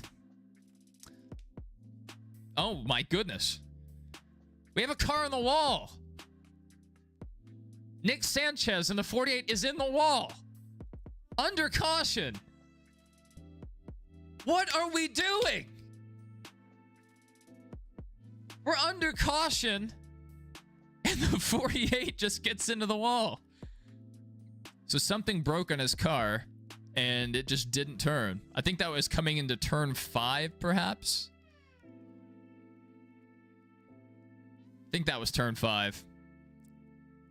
They're saying maybe a left front tire. I don't know. They're thinking either part failure or a cut tire. That's the leading possibilities. Yeah, that car was already beat up, so... I don't know. Is he the one that got into the back of Josh Bilicki? That was turn 5? Yeah, I thought so. And now they're going to have to repair this wall, too. Do I use the TV app? No, I have in the past. But no, I actually... I pay for mine. I use US TV Now to watch on my MacBook. And it's like $4 for a 24-hour trial. And you can do as many trials as you want. So each weekend, I just get a one-day membership. That way I can stream the Xfinity race in here.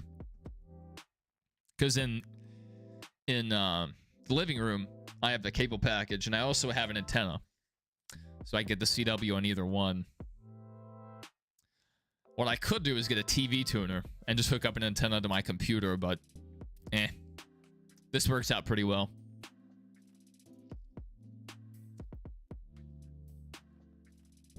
I needed to hit the wall. We hit other walls. We needed to be perfect. Yeah. Go out there and hit the pace car. The Glen Monster is having a feast today. Good night. The first half of the race was so normal. Just completely normal. Beautiful. Fine. And then all hell broke loose.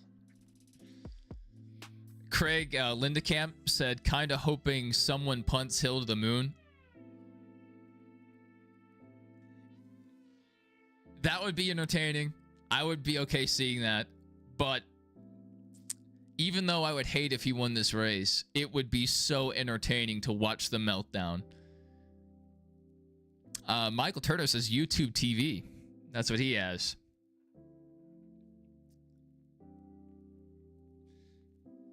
Yeah, has anyone hit the pit lane wall yet?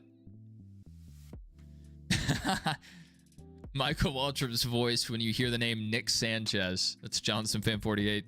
That's funny. I think I have a lot of Waltrip-isms in my brain. Daryl and Michael. Well, let's see if we have anything else on Twitter. Now that we're still under caution. We were so close to getting back under green. And we have an under the yellow flag wreck. No further news from NASCAR Xfinity. Yeah, all right. Here's a replay of our last incident.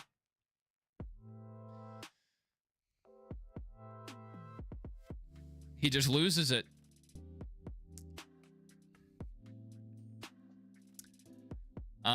You know, apparently something broke.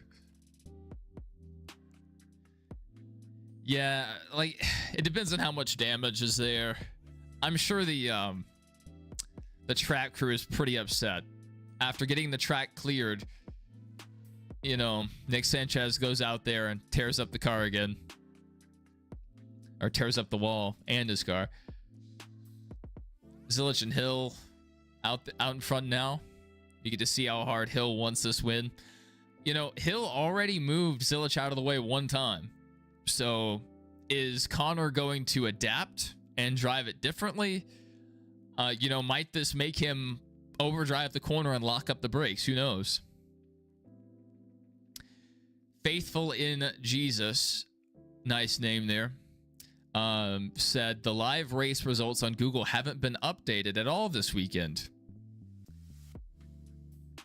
Gunfox said 10 minutes, if that. Tire barriers, quick fix. Yeah, I hope so. Yeah, Nick Sanchez right there, just into the wall, under caution. Insanity.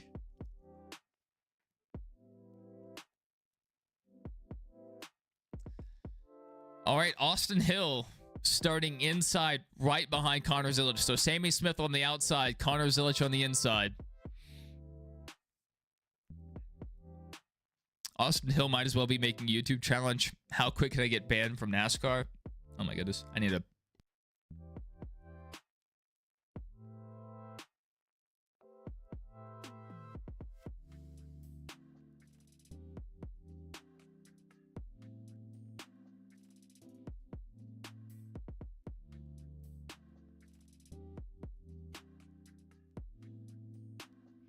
I just coughed up quite a bit of stuff. All right, let's see how this goes. Hopefully our leaderboard will correct itself here in a second. Yes, green flag, green flag. Gunfox said 3 or so years ago you had the 11 NWS car firewall deep during the race. Firewall deep. That's crazy. Oh, we have one car around. Parker Retzloff, the 4-car spun. Connor Zilich has the lead. Sammy Smith second. Sam Mayer third. 4 laps to go. Bad break for Parker Retzloff. It's like our leaderboard hasn't updated yet. Loading. We're not getting data back from the server right now. I may have to relaunch this. Odd we're not getting timing right now. Alright, give me a second.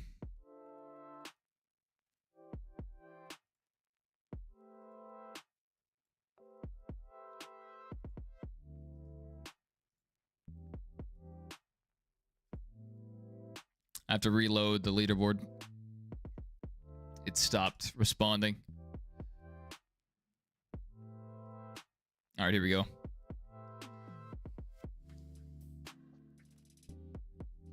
Yeah, Jimmy said show the race. Yeah, I'm sorry, buddy. I can't do that. I show the highlights, you know, whenever there's a wreck or something. But I can't show the full race. I would love to. I would love to.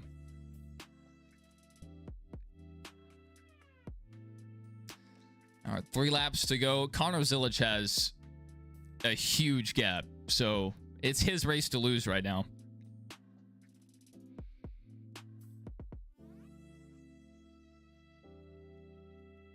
Sam Mayer trying to make a move for second place. 41 car getting around the 8.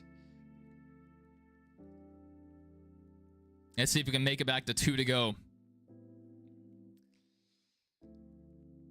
The cars are running through the dirt through the bus stop.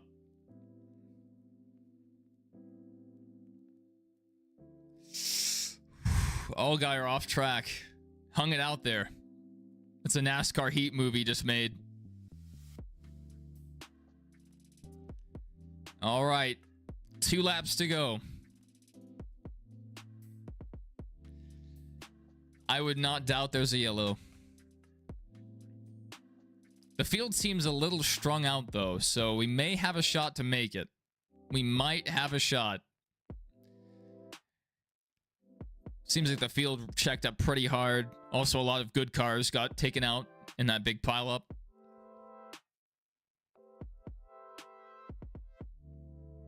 Justin Allgaier having a... Oh, this is the old version. I mean, I guess it's working, but this is not the new one.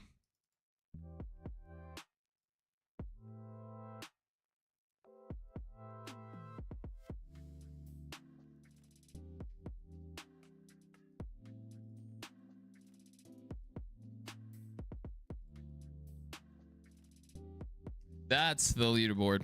I pulled open the old version.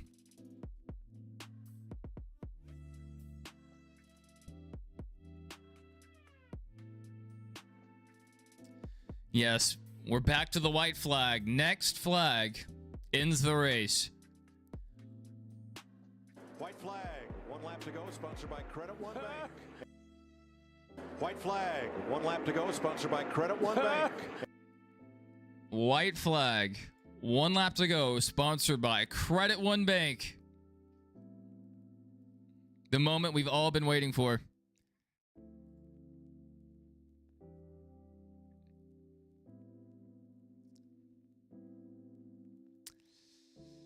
Miss Railfan, our at the track correspondent, said Connor Zilich wins. I'm still watching. We go around turn 5. What a great race by Connor Zilich. I mean, he had, 1, 2 mistakes throughout the day that really impacted him, but hardly made a mistake. When he did it, he had such a gap. He was able to stay out ahead. Connor Zilich is going to be a beast. If he is as good as he is in this car, in the next gen car, the Gen 7 Cup car, Connor Zilich is the future superstar of NASCAR. He just turned 19, like 2-3 weeks ago. Young guy, and he's lighting the world on fire. And he's not the only one. We had a 15-year-old. A 15-year-old won his first ever start in the ARCA race on Friday. So, man, these kids are going crazy. Gunfox said the rail crew is going to have about 6 hours of work tonight. Hey, I hope they earn their overtime pay. Stark said the 88 won the race. That is correct. Yeah, Mr. Railfan, I forget his name. I'd have to look it back up. But yeah, 15-year-old. Absolutely insane.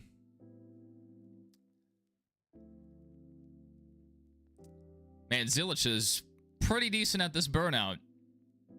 He's had plenty of practice. Long burnout down the front stretch. Gunfox says they need to replace rail and blocks. And Miss Railfan said the vintage race cars are next up at the track. That's awesome. That's really cool. It's good that there's something to do or see at the track after the race is over. Hopefully the delay didn't, push it back too far. Joe Nemechek's there? That's awesome. That's really awesome. I think I saw Brian Keselowski was there too. Brad's father. I think he's taking one of his trucks around the track. Old Craftsman Truck Series truck. Yeah, he just the kid that won the ARCA race, he just turned 15. In his first ever start, he won that ARCA race at Watkins Glen.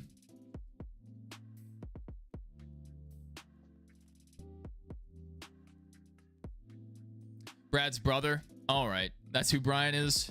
I always thought that was his dad. That's awkward. I am so sorry, Brian Keselowski. I'm so sorry.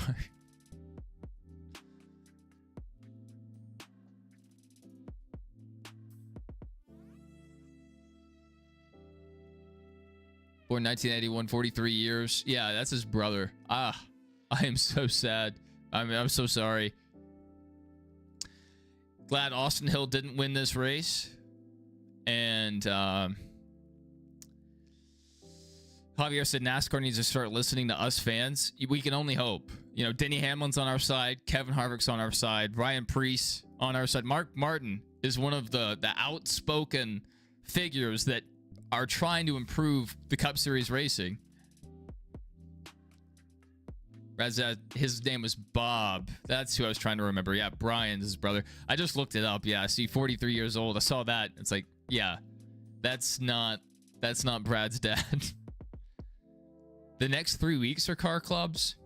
That's good stuff up there, Watkins Glen. Edward said the kid is on fire. 19 years old. Man, he's gonna light it up if he stays in good equipment. That's so true.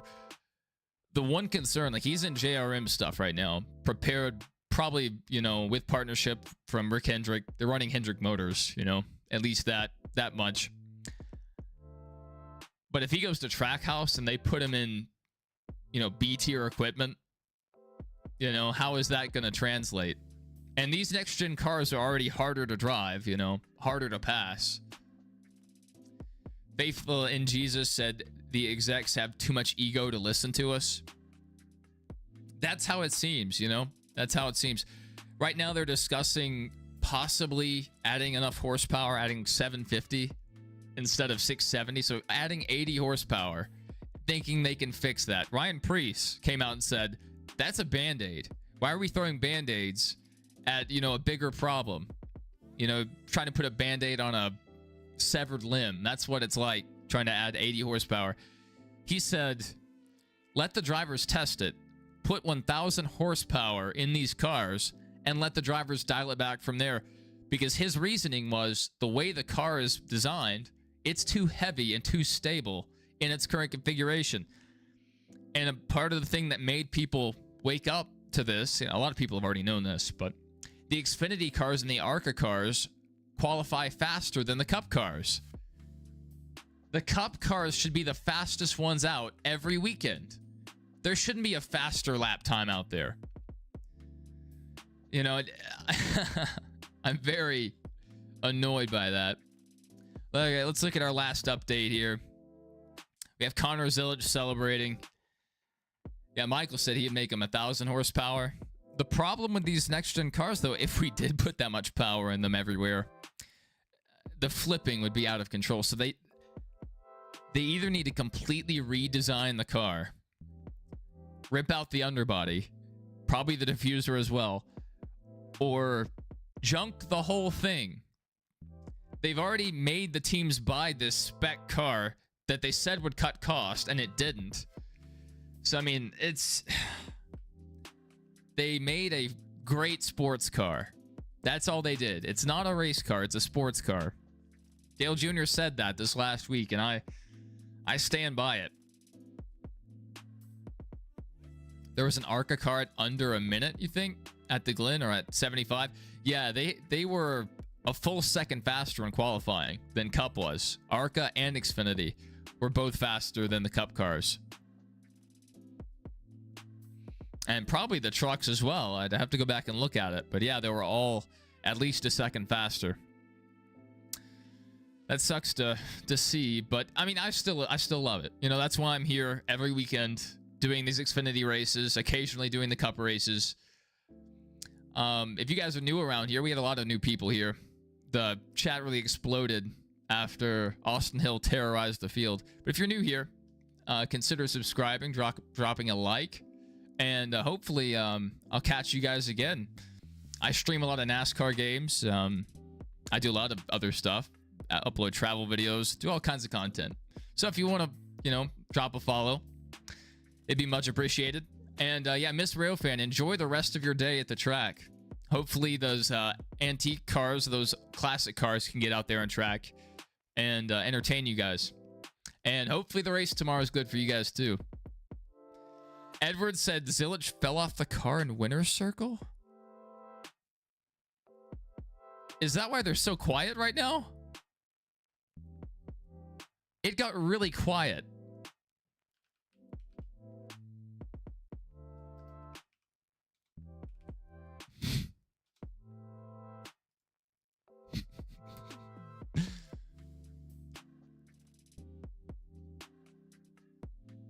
All right, I don't have anything about him falling. Oh, Connor said just slipped and fell climbing out of the car, landed hard on the ground, and is receiving medical attention. I wasn't listening. Good update. Good update. Yeah, but Steve Taranto, yeah, he also said that. Yeah, Steve's a good follow on Twitter. If you guys are on there in the NASCAR community. That is insane. SVG versus Connor Zilich in Cup next year on road courses. John Cena versus The Rock. I didn't see it. I was talking to chat and looking through here, but Ed came in here and told us Connor Zilich fell. Yeah, he said Zilich fell off his car in winner's circle. He's hurt and down. Roger said, yeah, he fell. That's crazy. Absolutely crazy. Let's see what these people are saying. Deserve for... Oh, what an idiot. Some people. Some people. That's nuts.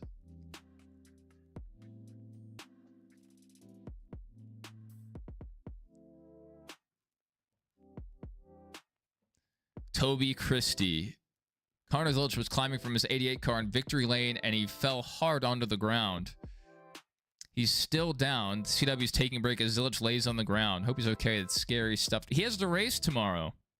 And yeah, they got really quiet. When I read Ed's comment, I could hear Adam Alexander whispering and being like real quiet, you know. So this might be a really hard hit that he took. So, hey, if you feel like it's necessary, if you want to send up a prayer for Connor Zilich, you know, it's probably not that bad, but, you know, just to be on the safe side,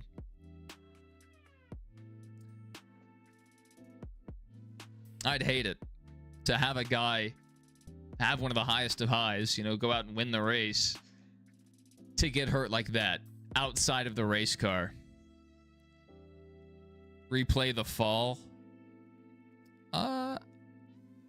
Did they show it? I don't know if it would be respectful to show it or tasteful. If someone else posts it, we'll show it.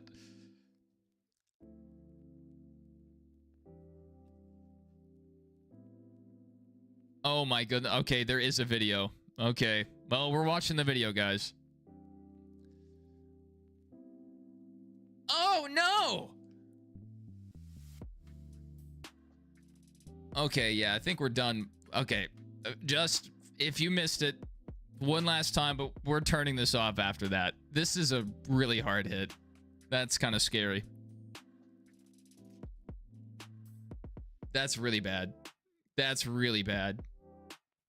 I hear an ambulance. Yeah, Roger, he said it as well. Ambulance. That was ugly. That was disgusting. Yeah, I didn't like that. This is not good. Hopefully this is just precaution.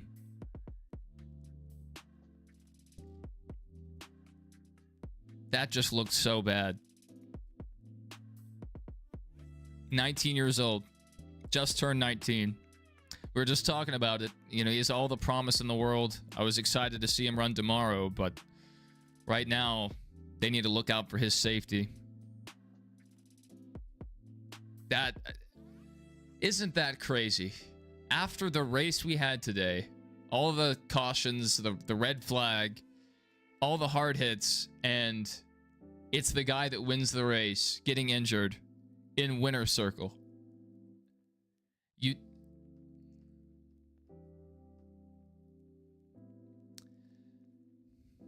Yep, yeah, I saw him on the backboard. Hopefully it's just precaution. At this point, he's probably going to miss the race tomorrow. That's not his concern right now. His concern is making sure he's healthy. But, good night. I hope it's not anything bad.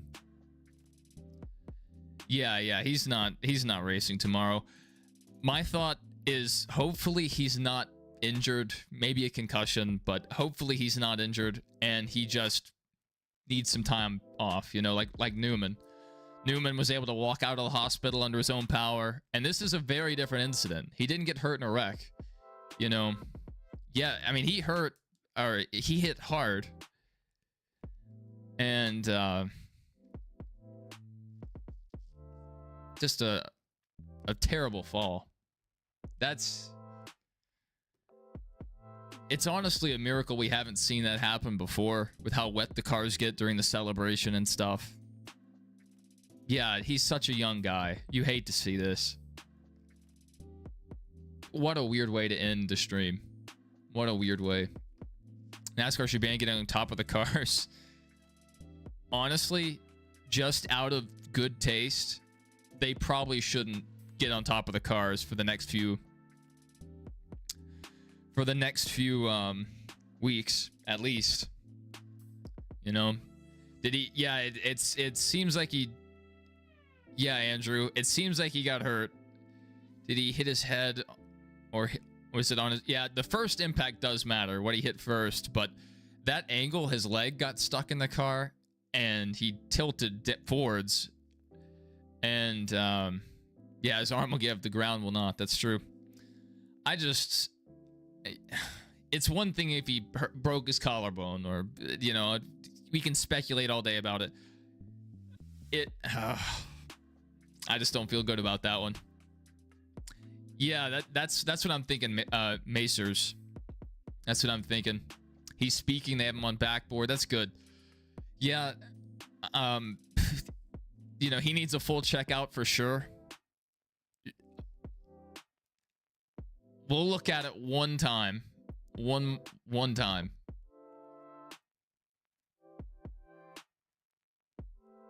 If we can find it. I just thought it was disgusting, so.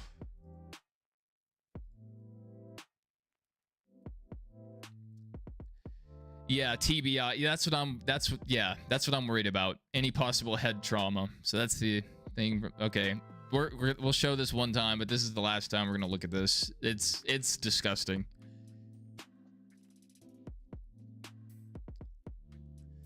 Up and down, just, yeah. Okay. We're done looking at that. That's disgusting. Well, our leaderboard is up. No data available. With how delicate these situations can be with driver injuries, it's probably for the best to limit information right now, and that can lead to baseless speculation, so we're not going to do that. We just, you know, hope the best for him. That's good. That's good to hear that he's alert and waving. Good update. I remember spending so long when Ryan Newman had his wreck, just refreshing Twitter over and over, trying to see any sign of life from Newman. That was disgusting. You know, but it's one thing, the drivers know there's danger getting in the car. They'll accept that, even if they don't think about it. Getting in the car is accepting the risk that something bad could happen. Stuart Friesen had his hard wreck in his dirt car. So the drivers understand the danger, but getting out of your car in victory lane, that's a new one. That's Gunfox said he's getting a helicopter ride. I kind of wish I hadn't have seen that at all.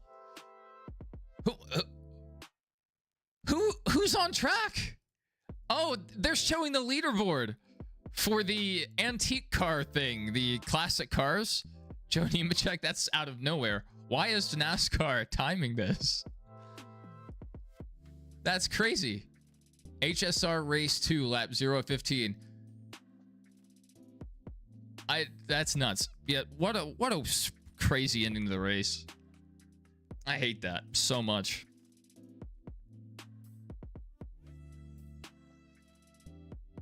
That's terrible. You know, such a young guy, not even in the race, in the victory lane. What a stupid race this was. First half was so calm, so clean. The second half, we had some really bad wrecks. And then to end it like that in victory lane, that's something. Look at this. Brian Keselowski, we were just talking about him. I didn't know it would update and do this. We're getting the leaderboard for the classic car race they're doing at Watkins Glen. So apparently they're still running it. 15 laps. And Joe Nemechek's out there. Joe Nemechek, Keselowski. We have Captain America, Chris Evans. I guess NASCAR's just using the same scoring, and so they're broadcasting this out. That's wild. It just switched by itself.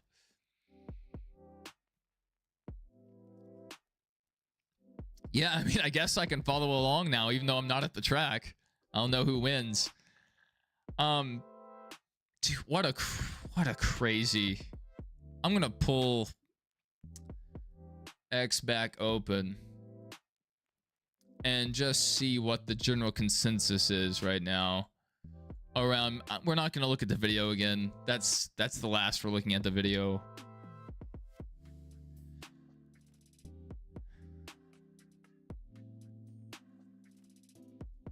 All right, that's them loading him up on the ambulance. That's rough. That's really rough. Fell off his car when celebrating victory lane. CW's Dylan Welch reporting that Connor Zilich is speaking with medical personnel and is being put on the backboard. Connor was knocked out for a little bit. That's really scary. Yeah, head injuries are no joke. I mean, falls from half that height can be fatal. So there's a second video. Oh dear. I don't really want to see that on here on stream.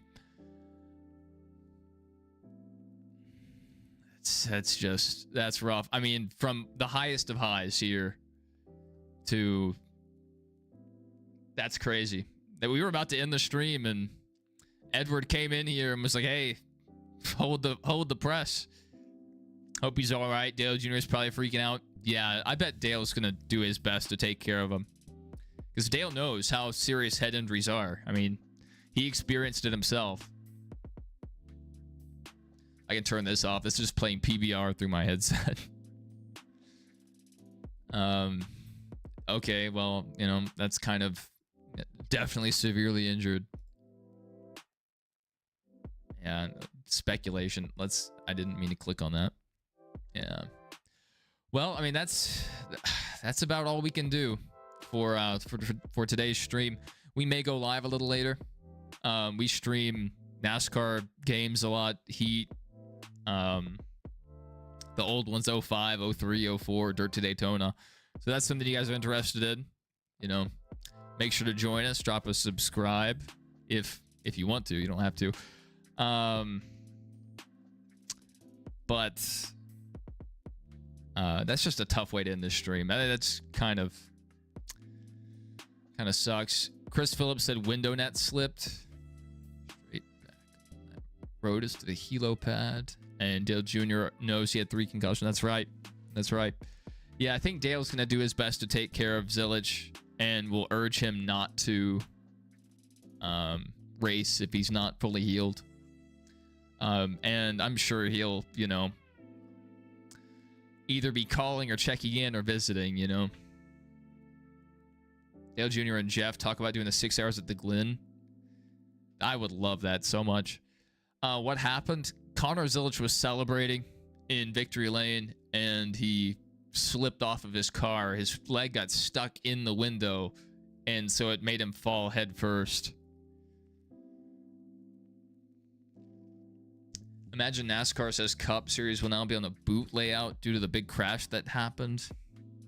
I mean, wouldn't it still be like they still run through the short chute on the other layout, do they not? I have to look at the layout of Watkins Glen. Yeah, I mean, we had a lot of support today's stream. I mean, we're at almost 6,000 viewers now. 5,600. That first red flag, we popped up over, you know, like we had 150 viewers at a certain point. And then, you know, after the unfortunate fall, the views spiked again. There's a lot of trailers and stuff parked in the boot. Connor will have to go through the NASCAR medical protocol. Yeah. Dude, like that'd be crazy if they changed it to the boot layout just for tomorrow, but no, I don't think they will. Just some freak accidents, but I mean, Watkins Glen has a history of hard accidents like that, so maybe they do need to look at doing something there. And what will probably happen, which is unfortunate, they'll probably put turtles up or put gravel out there. That way you can't run the runoff area, because that's what caused a couple of the major incidents. But I mean, there's not much we can do about what happened to Connor there. Is there a post race regarding Connor, and can we show it? No, they actually ended coverage. They usually do an extended pre-race on the CW, or at least longer, but since the red flag lasted so long and the race went really over their time slot, they ended coverage and went to professional bull riding. But yeah, Connor, we see here, they're taking him away in an ambulance, and from Gunfox and Miss Railfan, they're saying that he's probably getting helicoptered out. They would need to have 7 extra stations to man if they run the boot. Yeah, Dale Jr. does his best to help Zilich out, and gravel needed at all the road courses.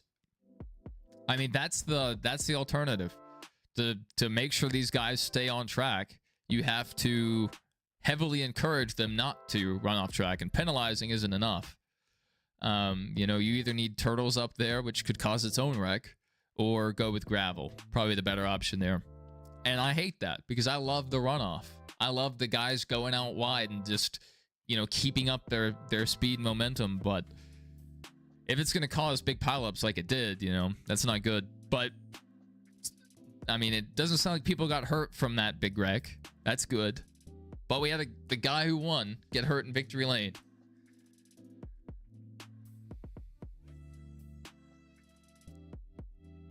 Yeah, I'm sure Junior will be all over this situation. You know, he'll know. You know, he's been there. You know, the little other update about Connor Zilich here. You know, that's them loading him into the amber lamps. Yeah. Not good, but from reports from Bob Pockris and other people, he's talking to the medical personnel. He's responsive, so that's a good sign. But just hoping for no TBIs, no, you know, traumatic, any brain damage, whatever. I don't think he has brain damage, but concussions are serious. You know, we're learning more about that. Yeah, isn't it just? It's cruel. It's very cruel that. Let's get that off there. I'm sorry, guys. I didn't mean to leave that on screen. The guy who wins the race, you know, highest of highs, he's climbed the mountain, and you got to think, in his head, he's thinking, I might be able to win tomorrow. You know, I just went out there and beat SVG. Maybe tomorrow I can go out there and win a cup race. You know, he's excited. And then, you know, life is fragile like that. You know, it could have been worse. It could have been worse. You know, we don't know how bad it is, but it definitely could have been worse. Tarmac brain injury. Accurate. We've seen it several times, Nick. If you want to rewind it, like a minute, it'll probably be on screen. I don't want to sit here and focus at it, you know. We can look at a still picture. That's better than watching the video. So someone photographed his foot getting caught, but I mean, he's already knows what's coming there. But yeah, I mean, just hit the ground hard in victory lane. I wasn't even paying attention. Edward came in here into the chat and was like, hey, Connor Zilich got hurt in victory lane. And I heard in my headset, I was listening to the race still. I still had it pulled up on my MacBook. Adam Alexander was very quiet. And it sounded like the injury kind of quiet.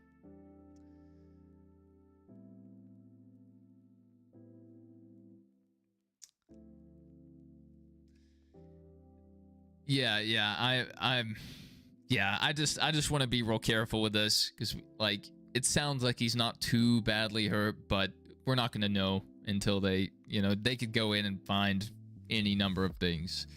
And like Alex Bowman, he got a concussion and was out how many weeks? Kurt Busch ended his career off of a concussion. So, you know, anytime there's a head or neck thing, it's disgusting. You know, there was a guy that played for the Ravens, first preseason game of the year, broke his leg. That doesn't bother me, but seeing a guy hit like that, that's just disgusting, especially a guy so young, 19 years old, just turned 19. Gunfuck said the ambulance goes straight down that road, and on the track is the medical center and the helo pad. Yeah, it sounds like they're trying to take him to get further. I mean, that's how we want to remember it. This is what we want to leave the day off with, you know. Connor Zilich still in good spirits, and you know, I hope he's able to get through this. You know, hopefully he's not injured at all, but that's super optimistic. So even if he is, you know, I just hope it all works out for him. That's just, yeah, definitely good precaution to end the coverage and just to get him out straight to the hospital or wherever. That's tough. I mean, I don't think I've seen something like that. I was expected. Dog, what are you doing? I was expected Carl Edwards would be the one to do that. Let's not say that. Let's not say that he's dead. Connor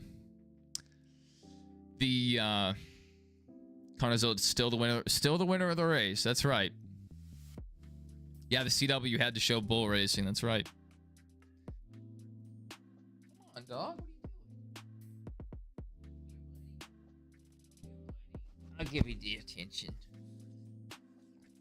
And for IMSA, you can drive and walk 95% of the track. Yeah, IMSA is definitely a great sport in terms of access. I'm looking into going to the Rolex 24, and you can get pit passes right now for it and just get garage access. You know, nothing like it. Sounds fantastic. And you can meet Formula 1 drivers, IndyCar drivers, you know, endurance drivers, possibly NASCAR drivers. You think it's yeah, Nathan, I mean, you can never be too careful with the head. Even small bumps can give you a concussion, especially if you've already had, you know, or if you've already sustained hits, you're more susceptible. So it's possible. It's possible. Can't walk on pit lane during the race, but you can walk basically anywhere. That's pretty cool. Yeah. I mean, Connor, this guy, he won the Rolex 24 in his division in 2024 last year. Yeah. So, I mean, just a incredibly bright future ahead for Connor. Hopefully this isn't more than a speed bump for him. Yeah, people, Andrew Ludwig said people climb the fence real high. That's why NASCAR doesn't like it, but he wasn't being reckless. Yeah. That was always iconic, Tony climbing the fence. Let's see. Any other updates about Connor? Jesse Love arrived at the Infield Care Center. All right, so Connor is still in the Infield Care Center, so it's probably not the worst thing. Yeah, he's not racing tomorrow. And even if he is okay, I would still like him. Yeah, Connor's fine. He may be injured, but he's not, you know, he's not going to leave us. Yeah, this is a good sign to me. This sounds like a good thing. You know, he's at the Infield Care Center, so that means they didn't feel the need to get him right on a helicopter or ambulance him out. So that's really good news here. I hope Connor Zilich is okay. Yeah, it's very scary. That was just disgusting. That's rough footage to watch. Trash Boat said your family sponsored Josh Bilicki. We were just talking about Josh Bilicki, how he met and I guess maybe gave tickets to one of our viewers, Miss Rail fan, I believe was her name. And yeah, Josh Bilicki just seems like a really good guy. Gunfox said he had a car hood land on top of your station during a car club. He forgot to fully close his hood, so it just blew off. Oh my goodness. Ace Connor Zilich is alive. Yeah. So Connor Zilich was celebrating. He got out of his car, went to the roof, and just lost his footing. And his head may have struck the ground. Yeah, so they put him on a back brace or a backboard, and they took him to the Infield Care Center. So it sounds like whatever happened, it's not super dangerous. This is the best news we've heard so far. That he's not, you know, on a helicopter being taken somewhere. Come on, let's not do that. Let's not say that. If he actually did, I'll apologize. But let's not say that. That is a really tough thing. Oh. Connor Zilich, yeah. Jesse Love there, yeah. Speculating about Connor Zilich's injuries helps no one, especially not him. Yep, I agree. Yeah, I mean, there's video. I just don't like to look at it. It feels a little disrespectful just to keep watching it. Once we know he's okay, go back and watch it. We have played it on this stream, so go back like 10 minutes, whatever, and you can see it if you really want to watch it, or you can just hop over here on Twitter. Everyone's posting the video, but it's pretty awful footage.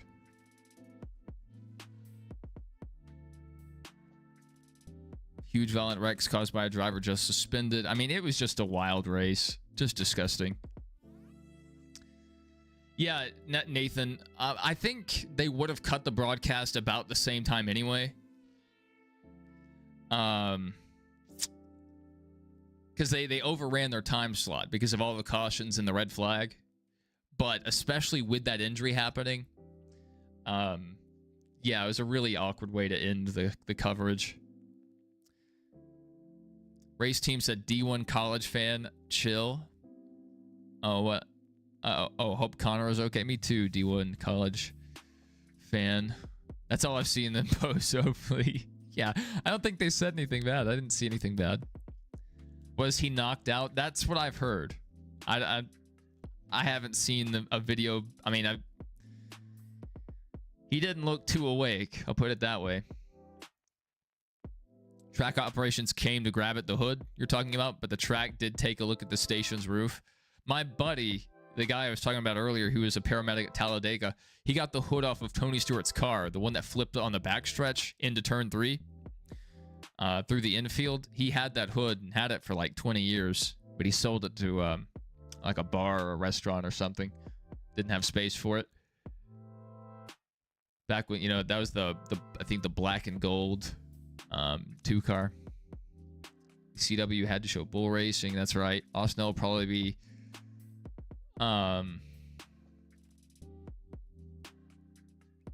looked at by NASCAR again. You thinking that he's gonna get suspended? I don't think they'll suspend him for that.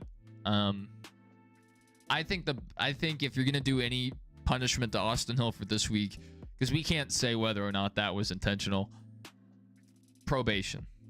They used to do it all the time. They put Jeff Gordon, Tony Stewart on probation. You know, anytime you have, you know, drivers causing sustained problems and you don't want to take that step to suspend, probation. And if he does it again, you know, at Daytona, then suspend him. You know, take him out of the playoffs. I think probations are pretty good. Do you know if NASCAR has concussion protocols? They do. They do, Tim. Alex Bowman had to pass concussion protocol before he could come back and race. And Kurt Busch never passed the concussion protocols. And that's why he had to retire. That brain injury was the last one for him. And was pretty serious. Those early hits in the next-gen car were vicious. Yeah, Nathan said, what about a fine?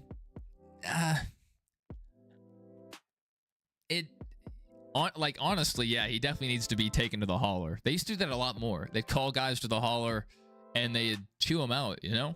Really set them straight. Because,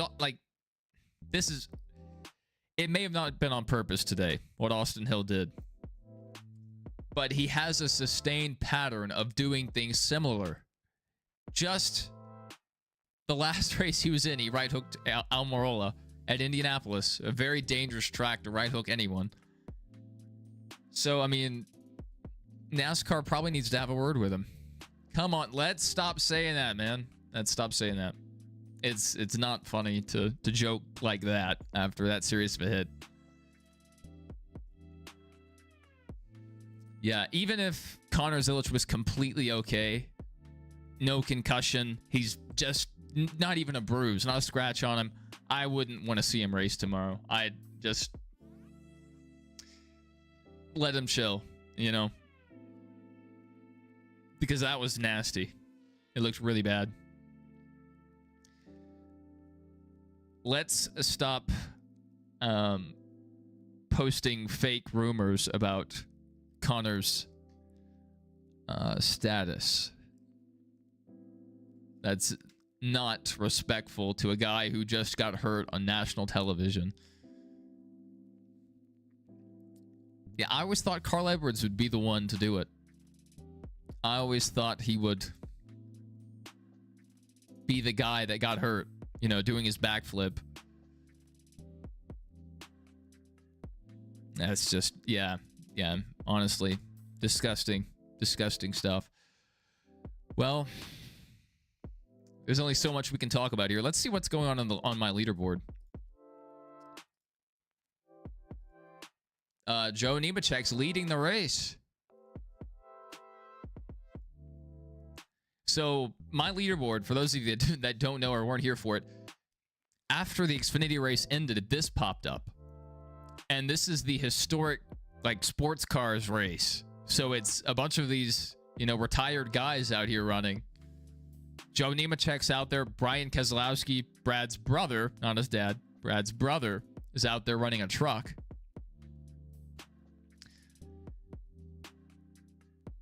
Oh, yeah, I'm sure if he's okay, yeah. You know, at some point in the future, they'll definitely laugh at it. Should they withdraw the 87, or should someone else drive?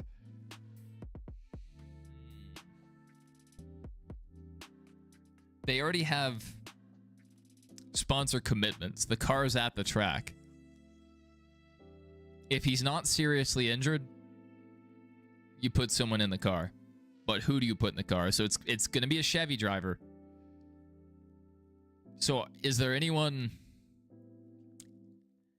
related to Trackhouse in their sphere of influence that they could get on a short notice? The team owner, Justin Marks, get him to drive it. I don't know if he's eligible, but he's a driver. But yeah, I mean, most likely it'll be a Chevy driver, probably someone from Xfinity. But who, you know? Oh, maybe Dale Jr. wants to drive it. He drove the 88. Let him drive the 87. Yeah, that's difficult, but they have sponsor obligations. They already said they were going to run this race. Now, here's the difficult part. Does Red Bull still sponsor the car? Because Red Bull is very protective about its branding. So do they want an unrelated driver in their car with their branding? So if the 87 does race tomorrow, will it still have Red Bull on the car? Or will they have to pull the decals? You know, those... Oh, definitely, Tim. Definitely. The 7 driver, that's what I was thinking. American Logging Road Builders. I was thinking Justin Allgaier would be a good pick. You know, he has Cup experience in the past. He ran at Daytona earlier this season. He's a Chevy driver, so he fits that check mark.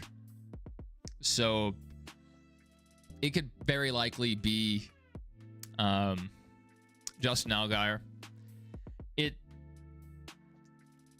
It's difficult because it's not like a Hendrick driver getting injured, because usually they would pull from Junior Motorsports, other than the one time they did Corey LaJoie.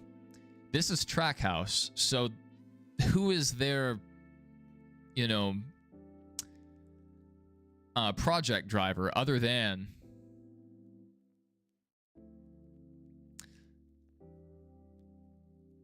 they could, well, Balicki's not a Chevy driver though, but that would be a decent pick. I mean, he would bring it home clean. Balicki's a clean race car driver. The 7 driver in Xfinity Cup, both named Justin. That's right. That's right. That's actually right. That's interesting. That's interesting. Okay, let me throw this out there. They could possibly pull a full-time driver into that car. If there's a driver that's already locked in, or like, I don't know, if some weird points scenario could play out to where another full-time driver could be in the 87. I don't know. Unlikely. We'll see. Yeah, Allgaier is probably a clear pick.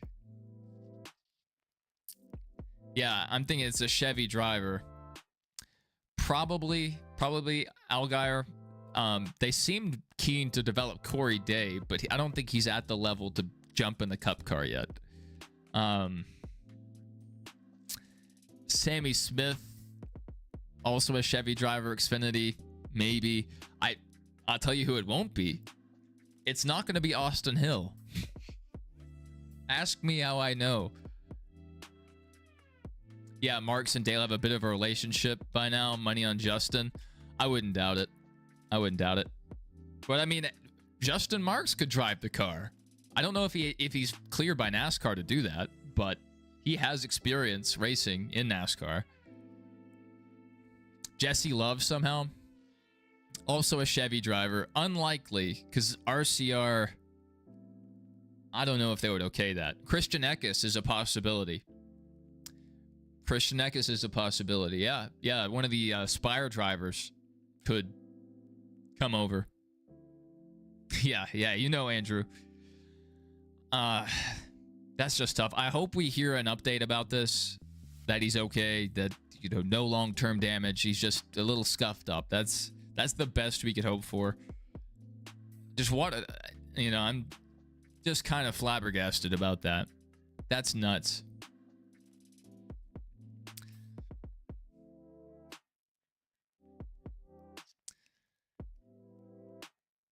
Yeah, yeah, Austin Hill definitely will not be in the 87 tomorrow.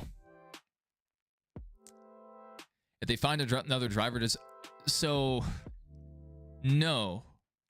Now they may, I don't think whoever they get's going to be a huge difference in weight. So I don't think that'll be a huge difficulty. Where the issue may come from is finding someone whose seat will fit. So is there a driver at the track right now that has a seat that can fit the Cup car? So does Allgaier have his Cup seat? Possibly. Teams might allow a driver to drive the 87 because they've helped out with other teams fixing their cars in the past. Yeah, and like Chevy, they run things, you know, and kind of through Hendrick. So Chevy's going to have their input, you know, and if Chevy will gain if they stand anything to gain from this, developing a driver, you know, testing out someone else in the underfunded team, yeah, they could possibly fly a seat in. I'm wondering if Allgaier's Xfinity seat can just slide in, you know, if they're that different. Jesse Love to defend Zilich. Oh, yeah, dude, Jesse Love needs to go beat up the ground, I guess. That would be crazy. Well, imagine that. I hadn't considered that. Jesse Love being Connor Zilich's buddy. If he has any input, he might ask for Jesse Love to be in the 87. Now, would Richard let him step in? For this, maybe. And it's just free seat time for your driver. So if RCR was smart, if Richard Childress was smart, if there's a chance, throw Jesse Love in there. Josh Williams, he lost his ride recently. Yeah, Josh could. That's weird how they split up halfway through the year. Yeah, it's a bit odd. But yeah, Jesse Love filling in. Now that I think about it, you know, if Connor Zilich has any input at all, it's a no-brainer. It's a no-brainer for Richard Childress. It's a no-brainer for Connor Zilich and Jesse Love. Yeah, that works out pretty well. But if you want the best result, probably Justin Allgaier. Like, if you want a guaranteed, relatively clean day, probably put Justin in the car. Joe Nemechek just won whatever the race was. Oh, that's right. Joe Nemechek, front row Joe, taking home the win. Isn't that something? Front row Joe. Yeah, oddball, decent road. That's interesting too, Andrew. That's interesting. What if they, like, I don't think they're going to fly in a ringer because it's just too short notice. So most likely, if they already have a relief driver at the track, okay, it's probably that person. But if not, it's probably going to be an Xfinity guy. But you know, maybe there's tons of ways they could go with this. Martin Truex is probably still with Toyota, so Martin Truex probably couldn't fill in. But yeah, it's probably going to be an Xfinity guy, Xfinity Chevy driver, if I had to guess. You know, maybe there's a possibility, a universe out there where Connor Zilich is completely A-OK and turns out he's sharper than ever. And maybe he races tomorrow, but I doubt it. But I would love to see that. I just hope he, you know, takes the proper care and precautions he needs. Should Trackhouse have an Xfinity team? If they want to be the B or the next tier to Hendrick, if they want to be taken seriously by Chevy, they need an Xfinity program or at least an Xfinity feeder team, because they need to develop talent somehow and keep those reserve drivers. Right now, they're using Junior Motorsports to develop their next driver, Connor Zilich. But every Chevy team can't run through just RCR and Junior Motorsports. So, I mean, yeah, I mean, I would love for more Cup teams to get involved with Busch, but from what a lot of the owners have said, it's not a great way to make money. So, you know, it's whatever the balance book says. You're worried Connor won't be the same guy? Well, I mean, hopefully it's nothing that deep, but, you know, we don't know. No one could have seen this coming. You know, we could have had 10 million people here and no one would have guessed what just happened. I'm gonna assume my dog's doing.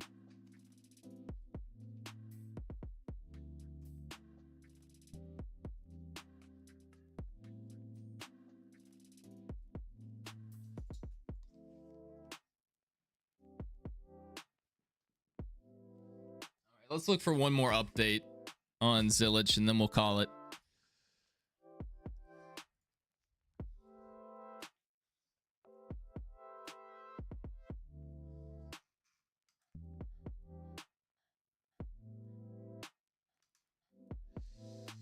Being transported to local hospital. I trust Austin. That's probably a pretty accurate report. The Glen is trending #1 on Twitter. Yeah, life happens. We had previously heard that Zilich was taken to the infield care center, and now it looks like our last update. Oh, I gotta throw this up here. Sorry, guys. Bang. Now our update is that Zilich is being transported to a local hospital, so probably not, you know, too bad, you know, but it could still be serious, you know. I don't think it's life-threatening, though. 2 head injuries this week. Man, it's tough. It's tough. These, you know, Connor Zilich taken out due to a fall. And then Stuart Friesen in a dirt race, you know, so it's a tough time in the NASCAR world right now. He's awake and alert. Any further updates will come from Junior Motorsports. So if you guys want to, you know, keep your eye on this, make sure you follow Junior Motorsports Twitter account and or just any of the NASCAR reporters. Bob Pockris will probably have updates. That's it for us, guys. We had a good stream. It was a wild race, and just unfortunately after the race, I forgot about that. This was earlier today. SVG took out 2 cars in practice. I don't know if you guys saw this. Yeah, I hope the Cup race isn't anything like what we saw today. I hope it's competitive, but I don't want to see a wreck fest like this. Especially with how hard the next gen car wrecks. I don't know. I think it's Richmond next week, and maybe Xfinity has the week off. That's what I've heard. I haven't checked the schedule, but I think maybe their next race Could be Daytona.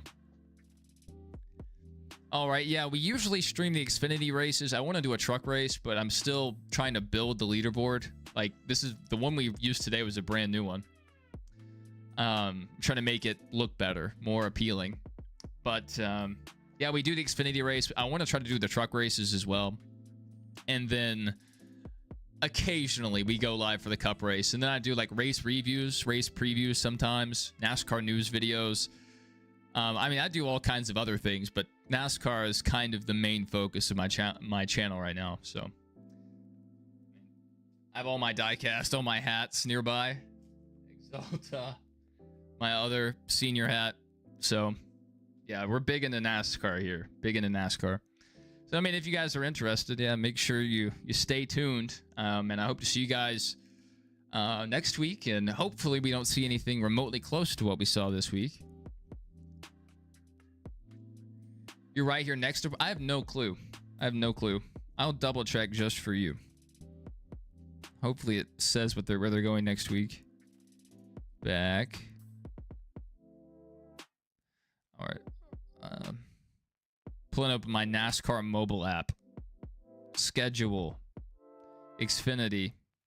Yeah, Daytona, August 22nd. Portland is August 30th. That's right. That is right, Doodlebug. Doodlebug is the man. Yeah, good to see you, Andrew.